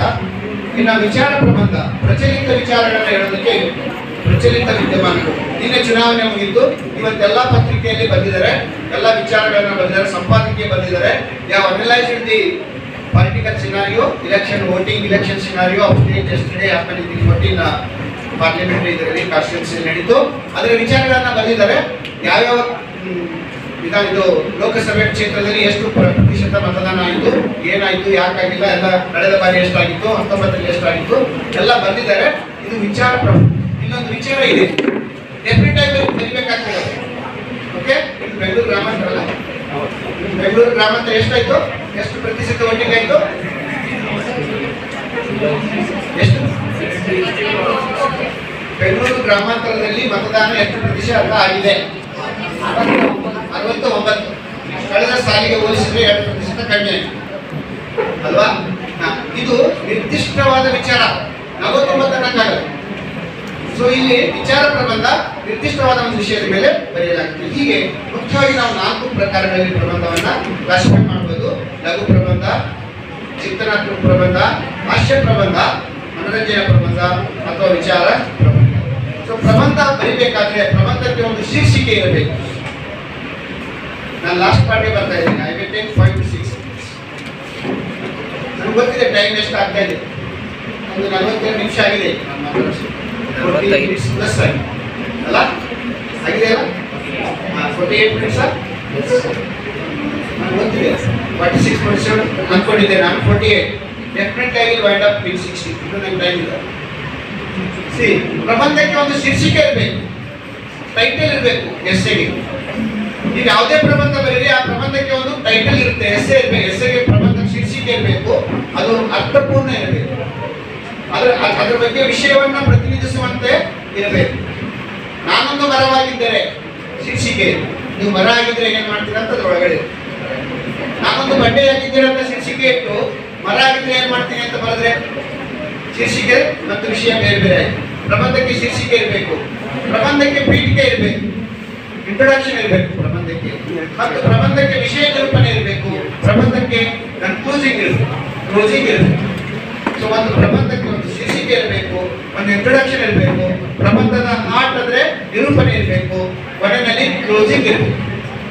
ಇದು ಪ್ರಬಂಧದ ಚೌಕಟ್ಟು. ಇದರಲ್ಲಿ ನಾವು ಪ್ರಬಂಧವನ್ನು ಬರೆಯಬೇಕು. ಪ್ರಬಂಧ ಬರೀಬೇಕಾದಾಗ ಗಮನಿಸಬೇಕು ಪದಗಳು, ಭಾಷೆಯ ಅಂಶಗಳನ್ನು ನೀವು ಗಮನಿಸಬೇಕು. ಏನು ವರ್ಡ್ಸ್ ಯೂಸ್ ಮಾಡ್ತಾ ಇದ್ದೀರಾ, ಏನು ಪದಗಳನ್ನ ಬಳಸ್ತಾ ಇದ್ದೀರಾ. ಇಲ್ಲಿ ನೋಡಿ, ಅವ್ರು ಇರ್ತಾರೆ, ಚೇರ್ ಇರ್ತಾರೆ, ಆ ಚೇರ್ ಇರುತ್ತೆ ನೋಡು, ಚೇರ್ ಇರ್ತಾರೆ.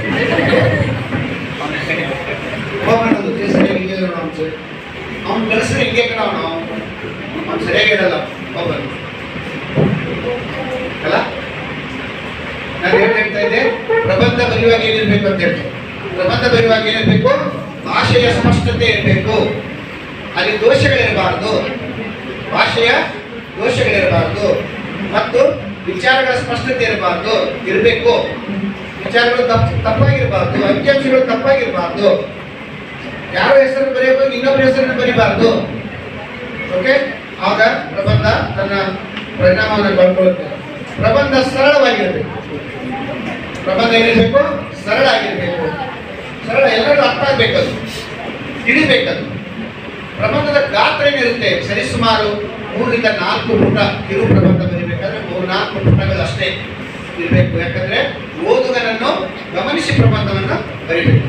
ನಿಮಗೆ ಲೆಸನ್ಗಳು ಇಟ್ಟಿದ್ದಾರೆ ನೋಡಿ, ಪಾಠಗಳನ್ನು ಇಟ್ಟಿದ್ದಾರೆ, ಅವೆಲ್ಲ ಪ್ರಬಂಧಗಳೇ. ಅಲ್ಲಿ ನಿಮ್ಮ ಸ್ಥಿತಿಯನ್ನು ನೋಡಿ, ನಿಮ್ಮ ಲೆವೆಲ್ ಅನ್ನು ನೋಡಿ ಪ್ರಬಂಧವನ್ನು ನೀಡಲಾಗುತ್ತೆ. ಬಹಳ ಹೈಯರ್ ಎಜುಕೇಶನ್ ಹೋದಾಗೆ PhD ಪ್ರಬಂಧ ಅಂತ ಬರೀತೀವಿ ನಾವು. ಸರ್ ಅವರು ಬರೀತಾ ಇದ್ದಾರೆ PhD ಪ್ರಬಂಧ.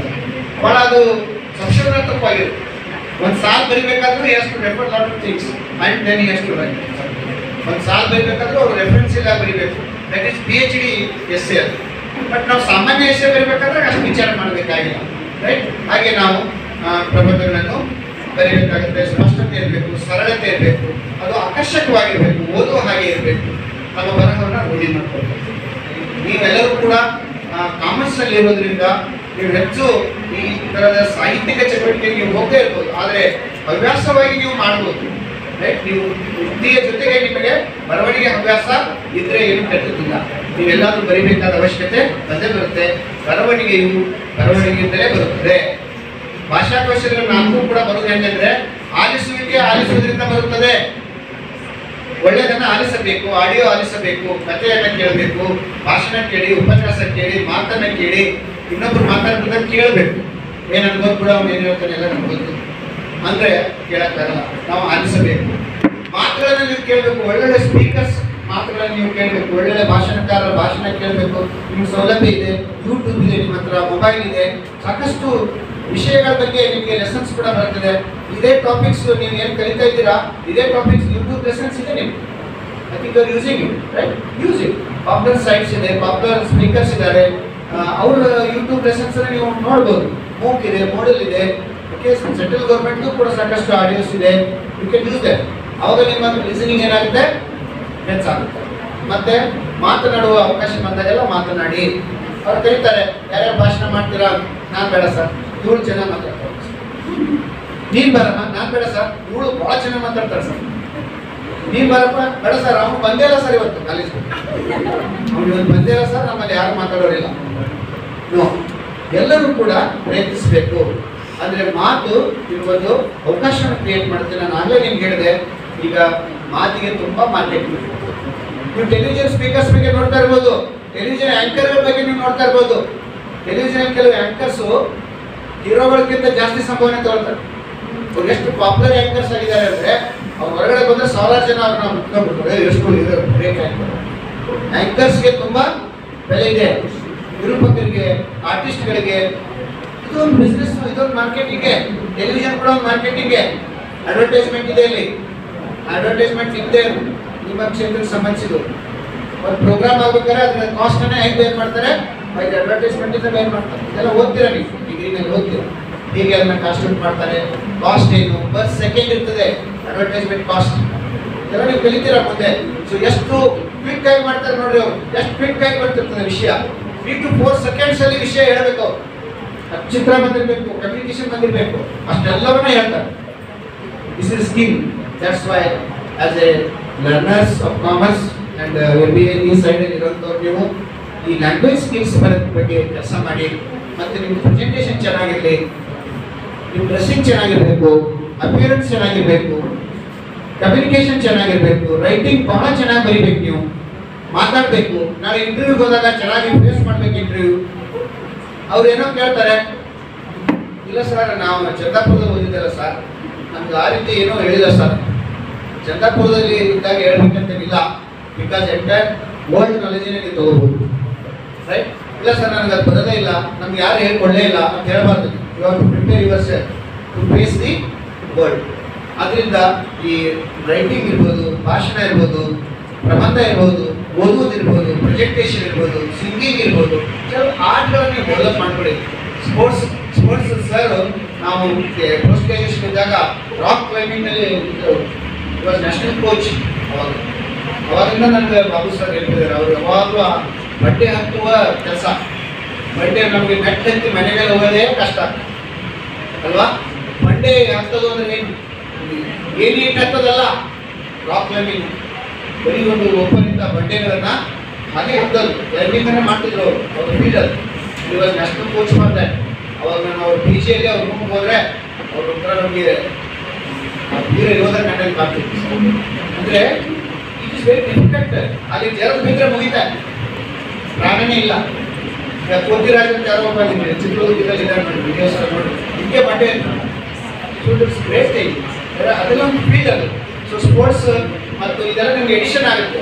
I played kabaddi for almost 13-14 years I played. ಅದು ನನಗೆ ಒಳ್ಳೆ ಹೆಸರು ಕೊಡ್ತು, ಪಿಚಿಂಗ್ ಕೊಡ್ತು. ಇವತ್ತು ಕೂಡ ನನಗೆ ಒಳ್ಳೆ ಫಿಟ್ನೆಸ್ ಕೊಡ್ತದ್ದು. I have prepared some girls. ಆಮೇಲೆ ನಾನು ತಂಡ ರೆಡಿ ಮಾಡಿದ್ದೀನಿ. ಒಬ್ಬ ಹುಡುಗಿ ಇವಾಗ ಇಂಡಿಯಾ ಕ್ಯಾಂಪ್ಗೆ ಸೆಲೆಕ್ಟ್ ಆಗಿದೆ. Last just 17. ಫಸ್ಟ್ PU ಹೋಗ್ತೀರಾ, ಸೆಕೆಂಡ್ PU ಬಂದು selected around 30 girls of India ಟೀಮ್ಗೆ ಅವಳು ಹೋದರೆ ಅವ್ರ ಪ್ರಿಸಿಲೇಷನ್ ಆಯಿತು. ಕಾರ್ಮಿಕರ ಮಗಳು, ಅವ್ರ ತಂದೆ ತಾಯಿ ಕೂಲಿ ಮಾಡ್ತಾರೆ, ನರೇಗಾದಲ್ಲಿ ಕೂಲಿ ಮಾಡ್ತಾರೆ. ಅವಳನ್ನ ನಾವು ಪಿಕ್ ಮಾಡಿದ್ವಿ 3 ಇಯರ್ಸ್ ಅಂತ ಅಷ್ಟೇ. ಜಸ್ಟ್ ಏಟ್ ಸ್ಟ್ಯಾಂಡರ್ಡ್ 8 ಮುಗಿದ ಮೇಲೆ ಸ್ಟಾರ್ಟ್ ಮಾಡಿದ್ದು. 9, 10 ಫಸ್ಟ್ ಇಯರ್ನಲ್ಲಿ ಇವತ್ತು ಅಮೂಲ್ಯ ಅಂತ. ಅವ್ರ ವಿಡಿಯೋಸ್ ಎಲ್ಲನೂ ನಮ್ಮ ಯೂಟ್ಯೂಬ್ನಲ್ಲಿ ಇದೆ. ಜೈ ಮಹಾಕಾಳಿ ಅಂತ ಒಂದು ನಮ್ಮದು ಕಬಡ್ಡಿ ತಂಡ. ಜೈ ಮಹಾಕಾಳಿ ಕಬಡ್ಡಿ ಅಂತ ಹೊಡೆದ್ರೆ ಗರ್ಲ್ಸ್ ಮ್ಯಾಚಸ್ ಬರುತ್ತೆ. ಅಮೂಲ್ಯ ಇವಾಗ ಇಂಡಿಯಾಗೆ ಸೆಲೆಕ್ಟ್ ಆಗಿರ್ತಾರೆ. ಅವ್ರು 100% ಈ ವರ್ಷ ಆಗಿಲ್ಲ ಅಂದರೆ ನೆಕ್ಸ್ಟ್ ಇಯರ್ ಆದರೂ ಇಂಡಿಯಾಗೆ ಆಡೇ ಆಗ್ತಾರೆ. ಇಫ್ ಸಿ ರಿಪ್ರೆಸೆಂಟ್ ಇಂಡಿಯಾ, ಅವ್ರ ಫ್ಯಾಮಿಲಿ ಏನಾಗುತ್ತೆ ನೋಡಿ ವಿಚಾರ. ಅವಳು ಏನಾಗುತ್ತೆ, ರೈಲ್ವೇಸ್ನಲ್ಲಿ, ಕಂಪ್ನೀಸ್ನಲ್ಲಿ ಅವಳಿಗೆ ಜಾಬ್ ಎಲ್ಲ ಬರುತ್ತೆ. ಹೆಸರು ಮಾಡ್ಬೋದು, ಐಕಾನ್ ಆಗಿಬಿಡ್ತಾಳೆ ಅವಳು. ಯಾವುದೇ ಫೀಲ್ಡ್ ಕಡಿಮೆ ಅಲ್ಲ. Please don't misunderstand this. Arts, science, commerce ಇದು ಯಾವುದು ಮುಖ್ಯ ಅಲ್ಲ.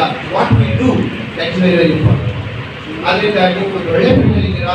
Commerce has got very good opportunity in the society. ಅದಕ್ಕೆ ನೀವು ನಿಮ್ಮ ಲೆಕ್ಕಪತ್ರದಲ್ಲಿ ಎಷ್ಟು ಕಾನ್ಷಿಯಸ್ ಇದ್ದೀರೋ ಅಷ್ಟೇ ಸ್ಕಿಲ್ಸಲ್ಲಿ ಕೂಡ ನೀವು what we want today is smart people to do smart job. Right? Smart people, smart job is the mandate of the day. ನನ್ನ ಹತ್ರ ಪರ್ಸೆಂಟೇಜ್ ಇದೆ. I want 98%. Nobody will listen to you. I have 68%, but I can do good marketing and you will be for the income. That's why convert yourself for smart person and smart skill. ಅದು ಬರಬೇಕಂದ್ರೆ degree ಸಂದರ್ಭದಲ್ಲಿ teachers ನಾನು ನೋಡಿದೆ ನಿಮ್ಮ college ನ್ಯಾಕ್ grade ಆಗಿದೆ. ನ್ಯಾಕಿಂದ grade ಪಡೆದಿದೆ. ಅದು ಇದರ ಡೆವಲಪ್ಮೆಂಟ್ ಅನ್ನು I have seen from last 15 years. I am associated with this institution. I visited this institution several times. ಇದು ಪ್ರತಿ ವರ್ಷ ಸುಧಾರಿಸ್ತಾ ಇದೆ. This time they are making another course. BCA they are doing. Admissions ಬರ್ತಾ ಇದೆ. Right ನಾವು ನಮ್ಮ ಮುಂದೆ ಒಂದು ಅಡ್ಮಿಷನ್ ಆಯಿತು. ನಾನು ಬಂದು ಕೂತಾಗ ಒಂದು ಅಡ್ಮಿಷನ್ ಆಯಿತು. I am seeing the good prospect in this college. I am very good qualified people. ನಾನು ಟೀಚರ್ ಬಗ್ಗೆ ನೋಡ್ತಾ ಇದ್ವಿ. ಅವರು ಕನ್ನಡ ಲೆಕ್ಚರ್ ಇದ್ದಾರೆ. And he has study psychology ಅಂತಾರೆ. ಸರ್ ಇರ್ಬೋದು ವರ್ಷ psychology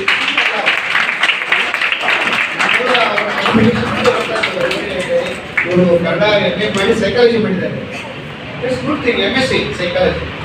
C additional knowledge, additional degrees, additional skills, art, competency, sports ಇದು ನಿಮ್ಮನ್ನ ಹೀರೋ ಮಾಡುತ್ತೆ. Only just degree I have got with me ಅಂದರೆ it is not going to help you. That's why concentrate yourself very good at this degree level. 3 ವರ್ಷ ಏನಿದೆ ಒಂದು golden period for your life. ಮತ್ತು ಅಷ್ಟೇ ನಿಮ್ಮನ್ನು ಅದು ಏನು ಮಾಡುತ್ತೆ, ಹೊರಗಡೆ ತೊಗೊಂಡು ಹೋಗಿ ಟ್ರೈ ಮಾಡುತ್ತೆ. ಅದ್ರ